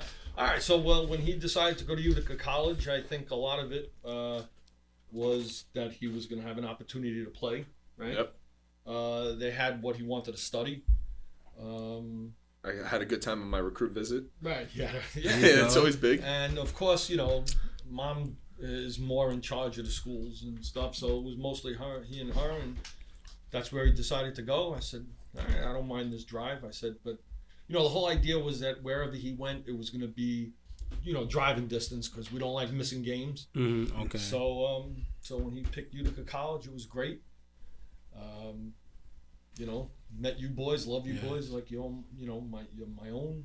You know, it was a great experience, and of course, you know, the 12th Man Club. Yeah. I did my share of partying up there. Dizzy bat. But no, it was great. I met some great besides you guys, you know, players, students, and met some great people, some great parents. Mm-hmm. You know, it was really nice. I'm very happy. Yeah, shout out to all you guys, because after that game, like, the only thing we wanted to do is what? Eat and have a drink. You know what I mean? Yeah, like, first eat. Like, we were starving, like, you know, and we had home-cooked food. Yeah. From us eating at the cafeteria every day. Yeah. Like, everyone's hyped about this McRib. I'm like, bro, Utica College cafeteria made that shit every day, brother. Trash. You know what I mean? No, that's so, true. bro, it was nice. And the fact that No matter if your parent was there, you had anybody. Everybody's all Everybody's included, bro, and that was the best part. You bring enough for everybody. Who's coolers? Who's doesn't matter, bro. Go grab a beer. If you're into Gatorade, we got Gatorade too. Everything. You know? Yeah. They were the best. I'm very thankful for that. And that's even the community. There were people that didn't even have kids on the team. Yeah, shout out to the Khaleesi's. Yes, exactly. Oh, for real? There was a family that didn't have any kids on the team. Village just- Pub. The Village Pub. Oh, the Village Pub? Yeah, those Okay. guys. Shout out Yeah. to Joey, passed away. Joe that rest owned the in Village Yeah. Pub. So- R.I.P. to Joe, man. Yeah. Derby's family, they were classic. Yeah, he they would bring a lot of marijuana, I would say. Oh, really? I didn't even know that. And that's what I was gonna say. You and Malcolm never really got to experience the full like. Derby, because I had them, but I'd bounce around, bro. But I'm saying like before the game. no. Yeah, that's what I'm saying. Like when people are really getting fucked up, Yeah. and like Yeah, I no. got to experience that a little bit because I got kicked off the team. But, We were very upset about that. yeah. But I was a dickhead. It was a lesson to be learned. Okay, well, Yeah. that's the most important thing. Exactly. It was a That's the lesson. most important Malcolm brought up something. I'm not even going to mention it, but I'm like, damn, I was really wilding back then. You were emotional for I think a good reason, but you got to control your actions. That's not how you handle it That's at all. not. And it was like kind of one of those things where it's like everyone understood what Nick did. Yeah. Did you don't mind saying it, bro? He broke go ahead. a paper towel dispenser with his helmet, and we're like, bro, like With why? my hands. Oh, it was with your hand? Yeah. And we're like, bro, well, like why? We're like, what did the paper towel dispenser do to you? Like, bro, like. And it was honestly it was stupid to kick you off the team for that too, bro. Yeah. You know, Yeah. but it is what lesson it is. learned, like you said. Lesson learned. I'm gonna make sure because I feel like, and I'm a big believer in God, right? And I believe that God sets everything up. I learned a lesson from football that is, and personally, I think I might have had a better football experience than both of you guys because of the lessons I learned. Yeah. Number one, I learned if you work really hard at something and you are dedicated to it, you're gonna get exponentially better. And also, I had to learn the lessons of you can't shoot yourself in the foot. You can't be your biggest enemy. And at a certain point, that's what I was. So I thank God my football experience was exactly the way it was. There you go. You know what I mean? And I want to tell this story. One time, me and Mal, we in LA, we're chilling, right? And we drunk as fuck. It's like 1 o'clock in the morning, bro. We're drunk as hell. And, you know, Malcolm is a GOAT. He's captain of the football team. Yeah. So, you know what I mean? He's in with the coaches big and leader. stuff. He was a big leader. He's a great leader. He was a big leader. We get drunk as fuck, and I never really got emotional about the fact that I stopped playing football. Yeah. And for some reason this day, I'm like, bro, I just want to play. I want to be with the guys again. This dude, drunk as fuck, texts Coach Fodge, and he's like, yo, you guys need to let Nick back on the team. But everybody was What thinking was your that. response? I'm not going to talk about it right Yeah. now. Okay. Yeah, that's Yeah. fine. All right. It's No, fine. no, That's no fine. need. No. That's all right. Yeah, that was crazy. Everyone wanted you back on the team. Everyone was like, bro, that's not enough, bro. Like, you know, so come learned his on. lesson. And I feel like I let my brothers down too, because I feel like I could have made a impact on the field. You know what I mean? Well, you were facing adversity, and you know what I mean. They kept moving you around. Yeah, O-line, D-line, O-line, and I'm like, bro, wherever you put this guy, he's gonna be beneficial to the team. But just leave him there. Yes. If you're gonna put him on D-line, let him get better at it. Yes. And then he will be a wrecking ball. If you want to leave him on O-line, he will lead the way for Malcolm. Yes. But leave him there. And I thought you were a better O-lineman than D-lineman too. I don't know. You know what's crazy about the D-line thing? I think I'm the only one who realized my potential because I never got the chance to show it. But you played D-line. You played like varsity I snaps. sucked. I started for a whole That's what season, I'm saying. but that's what they literally moved. So this is what happened. I come into sophomore season camp, right? Mm-hmm. After being the best freshman offensive lineman on the team. For sure. Coming in, you were. Right. And by the way, I wasn't heavily recruited. I came to Utica and I was like, hey, I want to play for you guys. Yeah. And I made the Boomer game, and I think that's the only reason why they had me. But coming into the sophomore year, I was supposed to, I thought, start on the O-line. They moved me to D-line. Fuck it. I'm going to roll with the punches. Which is fine. Keanu got kicked off the team for a little bit, but he came back and did his thing. Yeah. So I got an opportunity to start. Yeah. So that offseason, I'm like, hey, I actually get to drop weight because I was 300 pounds, 5'11", did. playing D-line, dropped a lot of weight, and I feel like I was coming into my own. Come back that next camp, they switched me back to O-line. That's kind of a compliment too, though, because they knew you were versatile to be like, yo, we can, wherever we need this guy, we'll put him. But that hurts you. It helps the team. I don't know. It's kind of in between. I'm never able to achieve my full potential on either side because consistency is what it. Yes, consistency is what it is. And everyone felt that way, though. Yeah, everyone was like, but it doesn't matter what. No, you're right. Yeah, it's about what the big boy. But shout out to y'all though. I honestly, those coaches are great men. Coach Pluff, Coach Rodge. These are some really smart men. That's gonna pick up. Come on, look at Pops teaching you over here. But yeah, shout out to the whole Utica football fam. We love y'all. We appreciate y'all. You was a restaurant owner. Yes, Well, come on. We have a lot of business people that tune into this show. What was that like? It was the best of times. It was the worst of times. Something about the restaurant business. Listen, you're surrounded by food. You're surrounded by booze. You're surrounded by people. It's a great thing. In New York City and probably all over, when the restaurant business is just this good, there's nothing better. Absolutely nothing better. Problem is when it's that bad, there's nothing worse. And that's the problem. But yeah, we started the hustle in the city on the Upper East Side in January of 1991. Signed the lease. We graduated. Who's we? You and your wife? My wife and I had two partners. Okay. One of my partners was my father's friend who had already had a restaurant in the city on the Upper East Side. And he was telling me since I was a teenager, Jack, you got to get to the city. Jack, you got to get to the city. And I wasn't a city guy, but once I got a taste of the city, it was on. Oh yeah.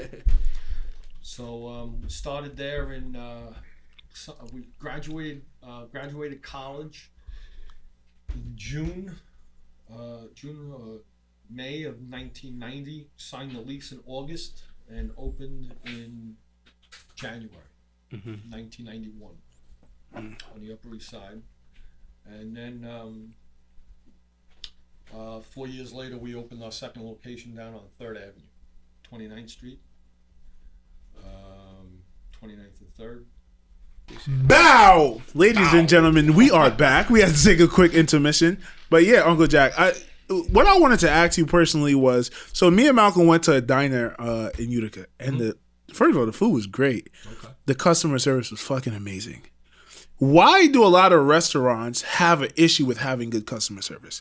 Because I feel like that kind of makes the restaurant experience, right? Well, so you touch on something important, because most of the places that you go eat, right? How many places do you go eat that has fantastic food?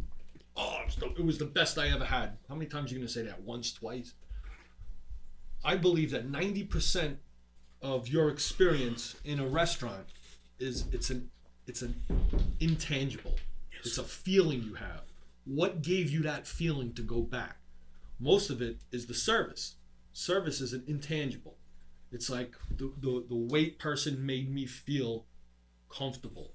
The host or hostess greeted us, we felt good going there. That makes a lot of sense. As soon as we walked into the restaurant, this young lady filled out these jeans very nicely. It was amazing. That helps. There you go. Certainly helps. There you go. So yeah, and it's just if you got to remember that you're in that business to make people happy, and and as long as you keep that in mind, it's easy to do. It's easy. And you rely on that, right? Yeah. You got to rely on people coming back. So. You want that? Listen, we used to sell pasta for $4.95. So, you were able to come to our restaurant, have a half a pound of pasta with a bunch of different sauces that we offered, and you could have ordered a pasta. Don't order a drink. You could have walked out of there paying $5.35 for dinner. But the whole idea was for people to feel comfortable enough to sit there and have more.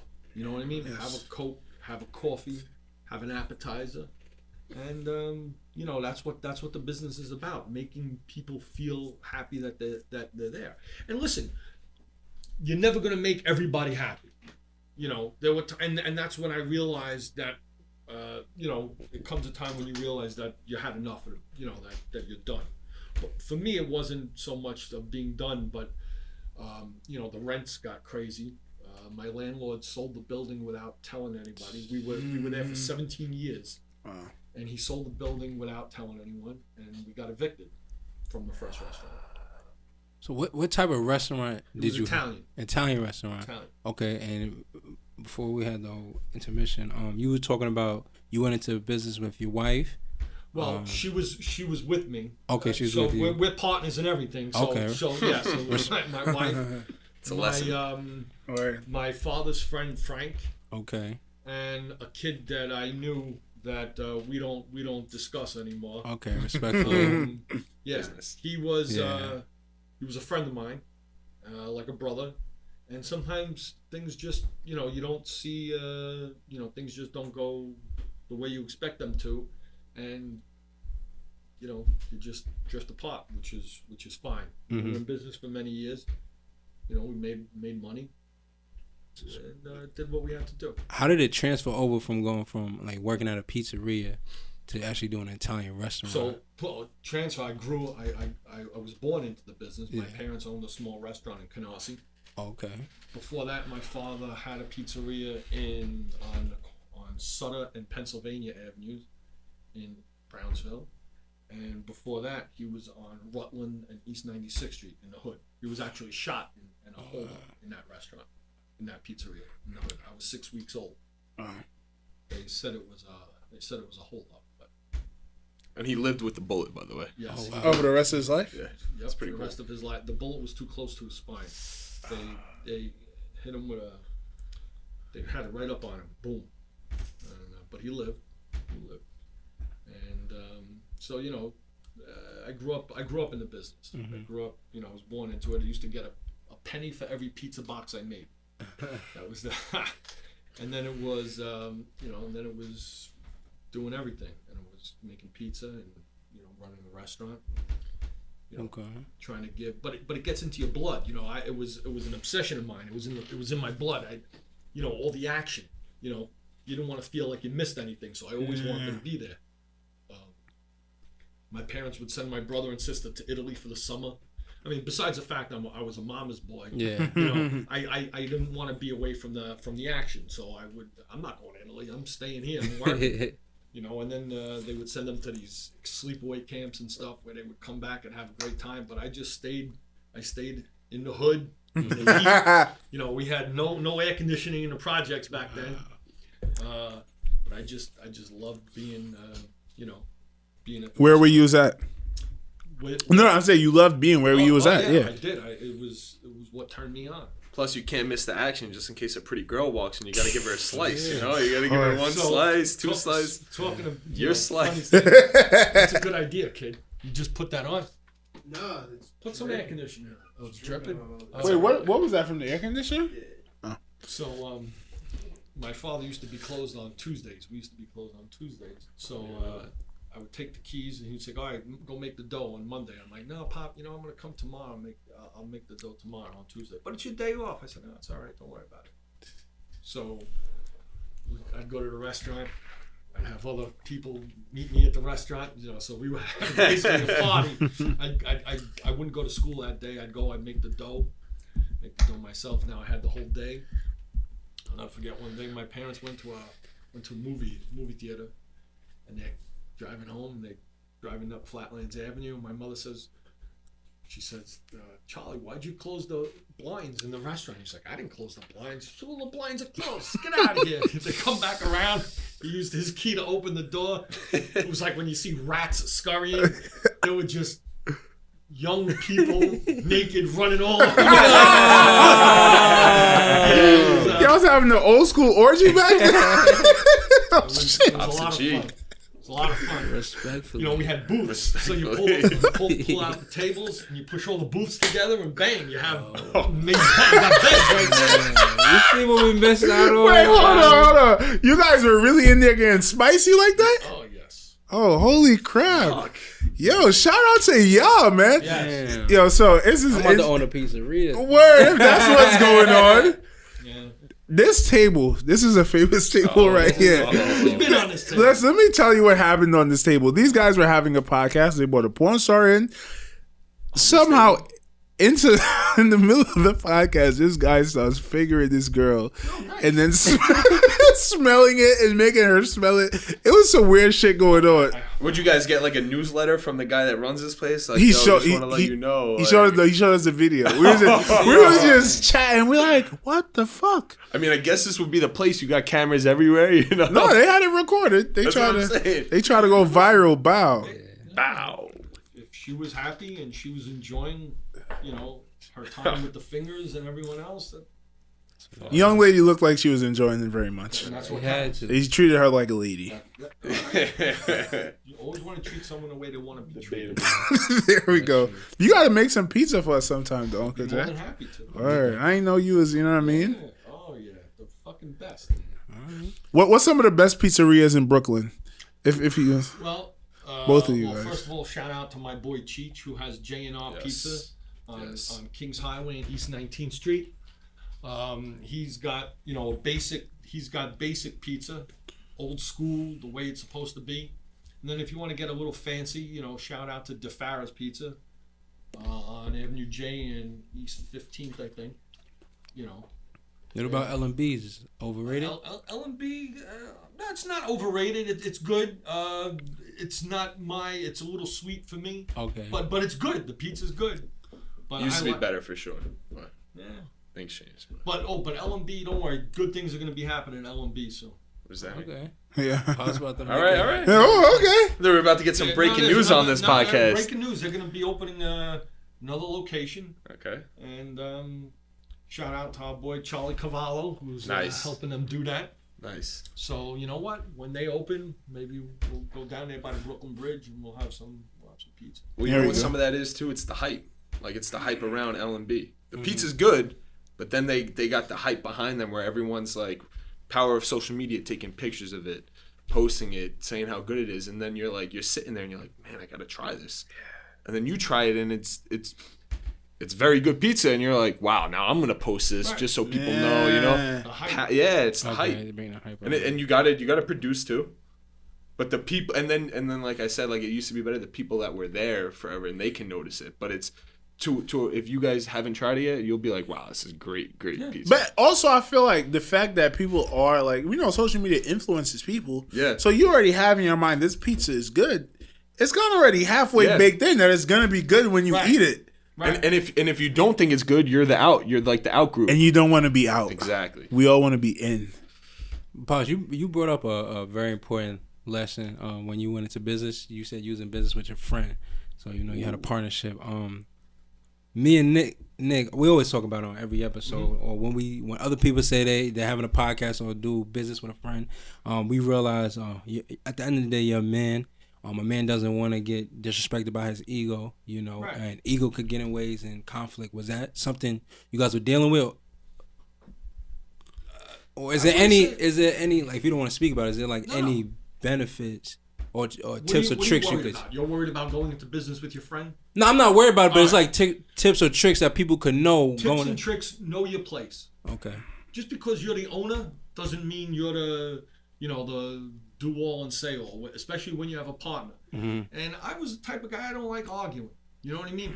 And I truly believe that whatever my partner wanted to do, I truly believed it was his idea to try to help the business. Yeah. So if you're truly trying to help the business, then there's no reason why your idea would be better than mine, or vice versa. Yeah. So I never tried to say, I want to paint the walls fucking vomit green. You know what I mean?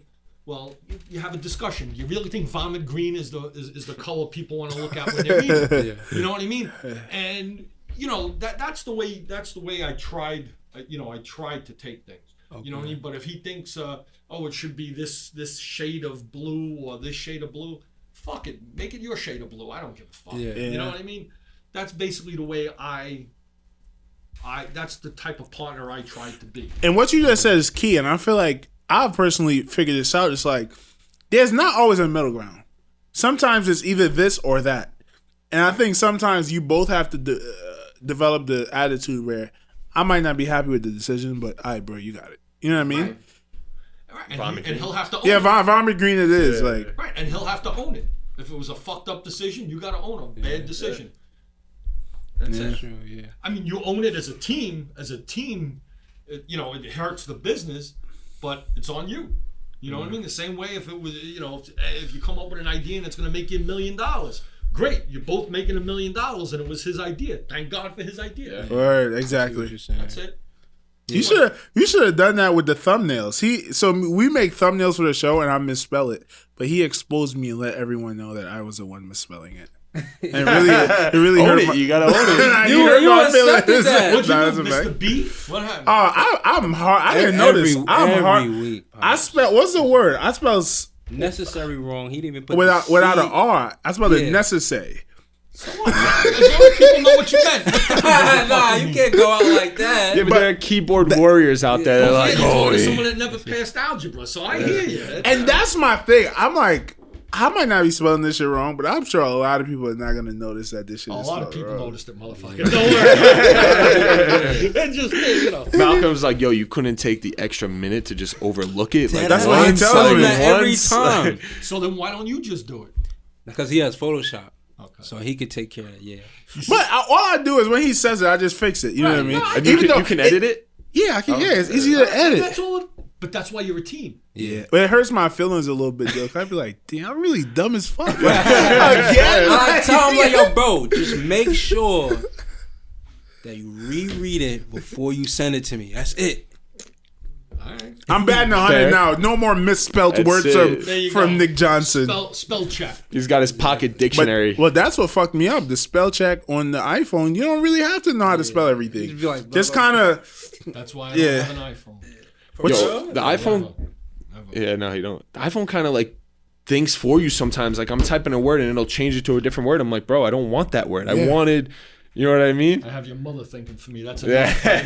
enough. Well, what's even scarier? Have you used Word in a while? Like Word. Microsoft Word? Yeah, they'll literally switch up a whole sentence for you, and you're like, oh yeah, that sounds better. It's weird. Yeah. Gmail. Yeah, Wouldn't that be plagiarism too? Like, you know what I mean? I Like, guess it is. right? All these schools now we got AI doing our work for us. But I'm serious, bro. Like I know, like, and this is a whole different conversation. Like, I really do believe that humans are eventually going to get integrated with technology. I think that's the way we're moving towards. In our minds? Yeah, I think what Elon Musk wants to put a chip in our brain or something like that to But make it's us for more. health You reasons mentioned this first. at my house that time. Did I? Yes, you did. But- But my thing is, the iPhone is already integrated with us. Like, I drive to work every day for like 2 months, and I still don't know the fucking way. Why? Because my iPhone maps things for me. Yeah, bro. It's literally a part of my brain now. It doesn't make you dumb. It just doesn't let you get smart. Yes. Yes, it hijacks your brain. And imagine the kids like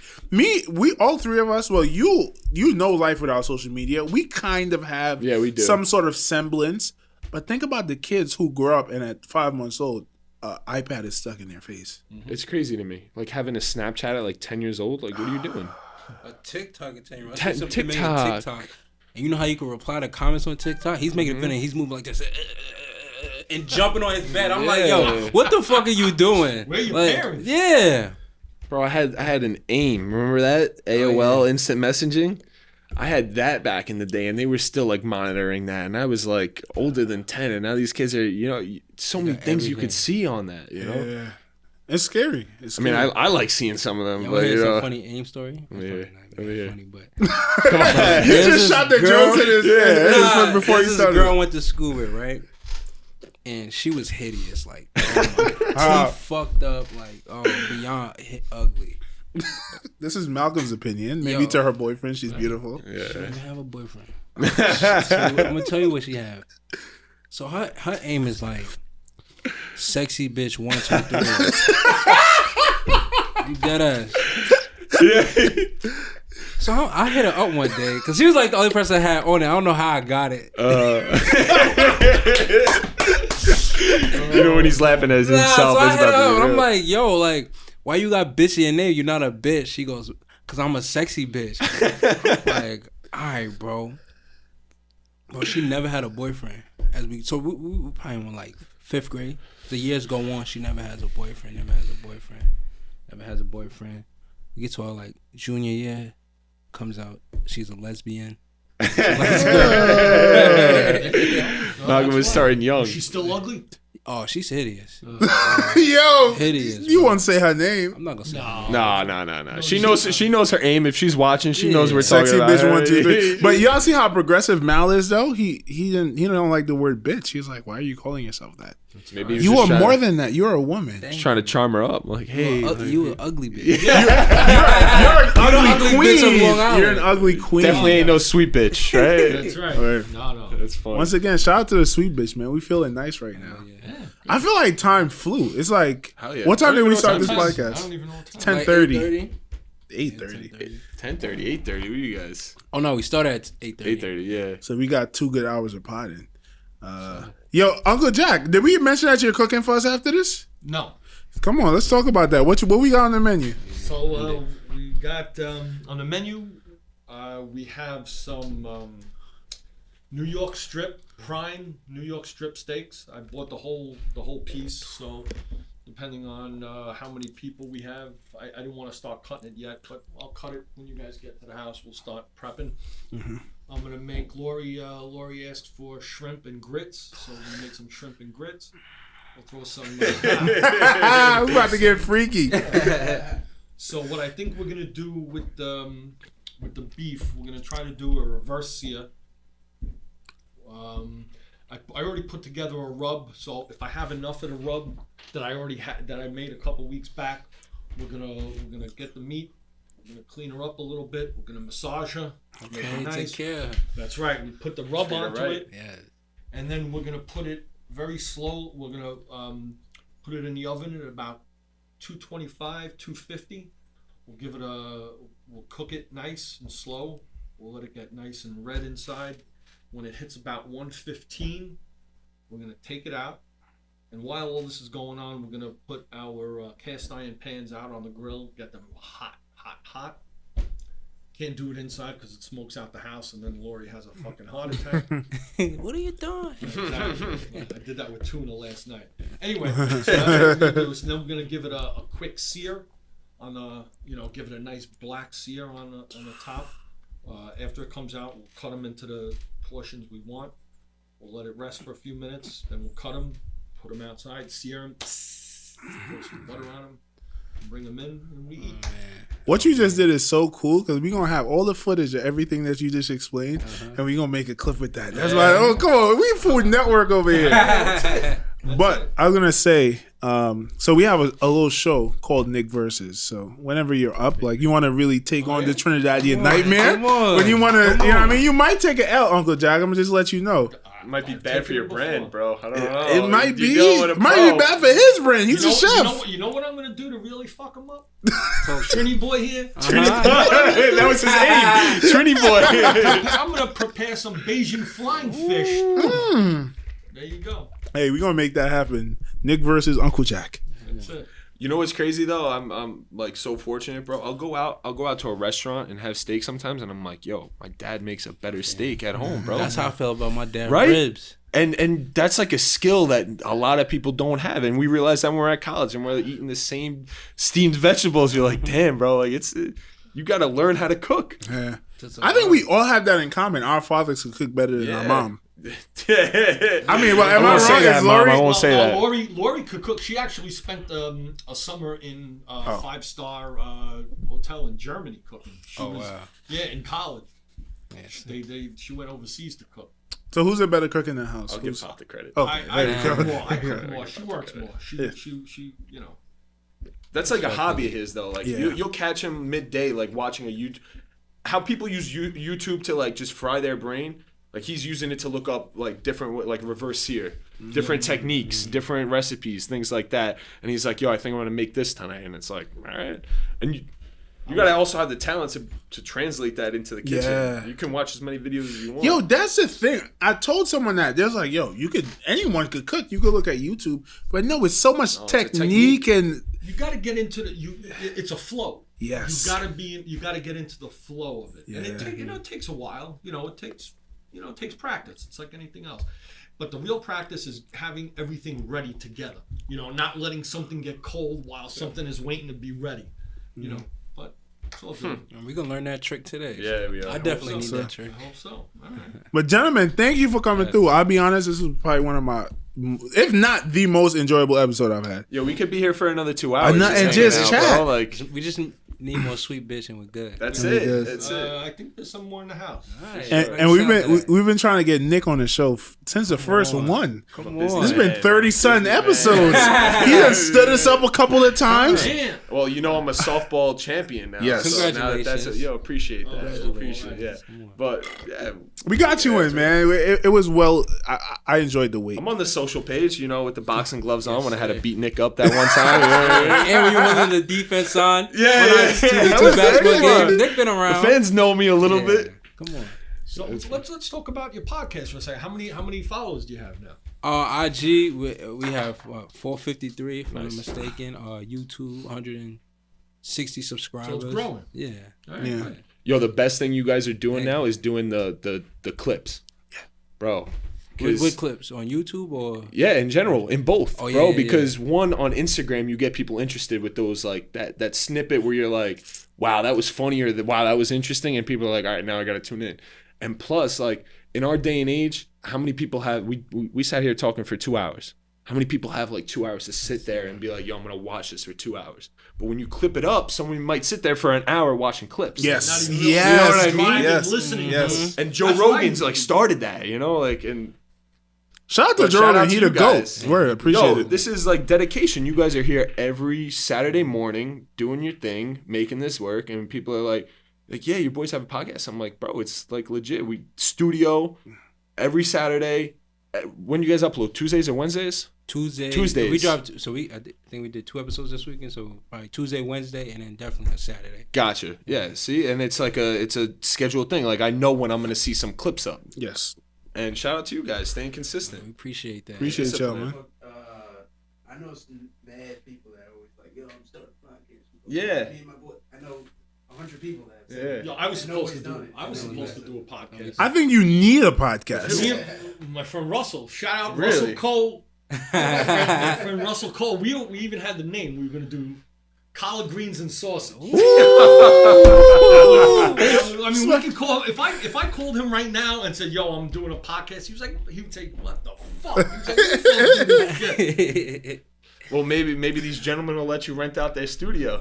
And you guys This could is get up to Nick. This is up to Nick and Mal. yo. and you guys could be signed to the Nick and Mal network too. You got a whole network. Come Now we're on. thinking. Come bro. on. Can I call him real quick? Yeah, Call, go I on, want call you to him. call All him. right, so let's Definitely hold on. Big shout out to Ballado. He's Yeah. the cameraman Oh behind. yeah, there you go. Bro, it's a We got production. a cooking. We It's got a production. cooking. Oh, yeah, exactly. And we got a cooking episode.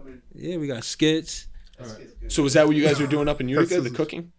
Nah, we No. we Put it on speaker and put it by the. Yeah, Yeah, just give, put give it him in a front of little the warning. Give phone. him a little warning No, there. no warning, All right. come on. That's old school. Yeah. No warning. Boy, Russ, Say what you mean what you say. That's it. Russell, you better pick up. Well, let's see. He hustles. He works 7 days a week. He owns a cleaning company, Oh, yeah, respect. and he has big. There's a lot of pressure you better pick up, right? Listen, I Yeah. hope he does. If not, I'll talk to him before we get into the car. Or We'll get him by while the you're time we're cooking home. steak. Yeah. Yeah, he's probably on a site. It's all Yeah, right. he's working. Oh man, Russell. Next time though. We're gonna get. I'm Russell. sure we gonna have y'all back in here, man. Like, I'm good whenever with y'all that. ready to pod, whenever y'all got something to say, like, you know what I mean, hit us up and It's up to, we're gonna up make to it you, happen. bro. If you're like, bro, we need Listen, the if you Falzone need- man if you- back if here. If you need bodies, give us a call. We'll fucking Even if you come just chat. want to hang out. I think I'm just We're gonna the- come here and hang out next time. But that's what it is. Though. All right, he's calling you back. Let's All go. right. Russell's calling back. Hold on, let me get the fucking. Here we go. Yo. What? What are you doing? I've been hot, man. Yeah, my little man is in the hospital, man. All right. Oh, okay. Little private. Oh no, I don't want to hear that. All right. Go ahead. You go do your thing. Call me if you need anything. No, nothing. I'm actually sitting in on a podcast right now.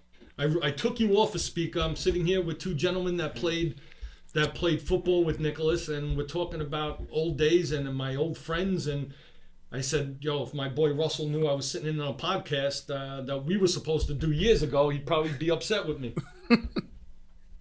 Hold on. Now I'm going to put you back on speaker. God, say hello to the boys, Russ. What's up, guys? Hey, What's going on, Russ? What's happening? what's going on, man? Uncle Jack was just telling us about your podcast, and I was like, "Yo, you guys definitely need to do it." Because if you're anything like Uncle Jack, we need a podcast like that. I would love to do that. I mean, I'm not as crazy as he is, man, but I'm... Get the fuck. Yeah, you're trying to paint a different picture here, young man.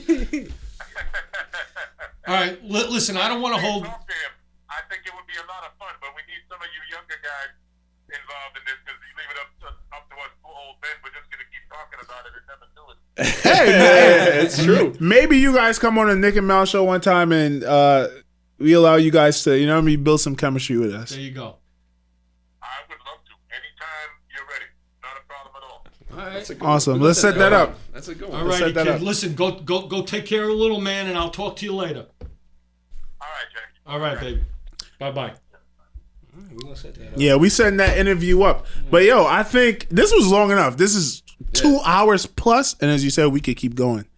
Who does the editing for you guys? Coop, shout out to Coop. Okay. Yeah, you know Coop? No. He went to Utica College with us, and He went to school with us? I think he yeah. went to Penn State, unless he went there for his master's. Oh, he He's worked. from Utica. He worked. You probably know him. I don't know if he ever announced football games, but he does like announcing for I would probably know him baseball. if I saw him. I'd Yeah, be you like, definitely know okay. him. Yeah, whatever. Okay, anyway, but he... Yeah. Shout out to Coop for doing the editing. Shout out to Coop, the guy. But yo, thank y'all for coming through. This was great, man. Y'all gonna have a lot of fun watching this because this was a great interview. Now, after these, don't they do, what happens after the show? We'll do that later. Yeah, we gonna do that later. We definitely gonna get that. All right. No, appreciate you, Thanks for having fellas. me. Yes, Appreciate pleasure. y'all. Thank you, Falzone. All over, my man. Family right here. That's right. Ladies and gentlemen, the Falzone guys, the Falzone boys. Bow. Yep. Ever told on a nigga? No.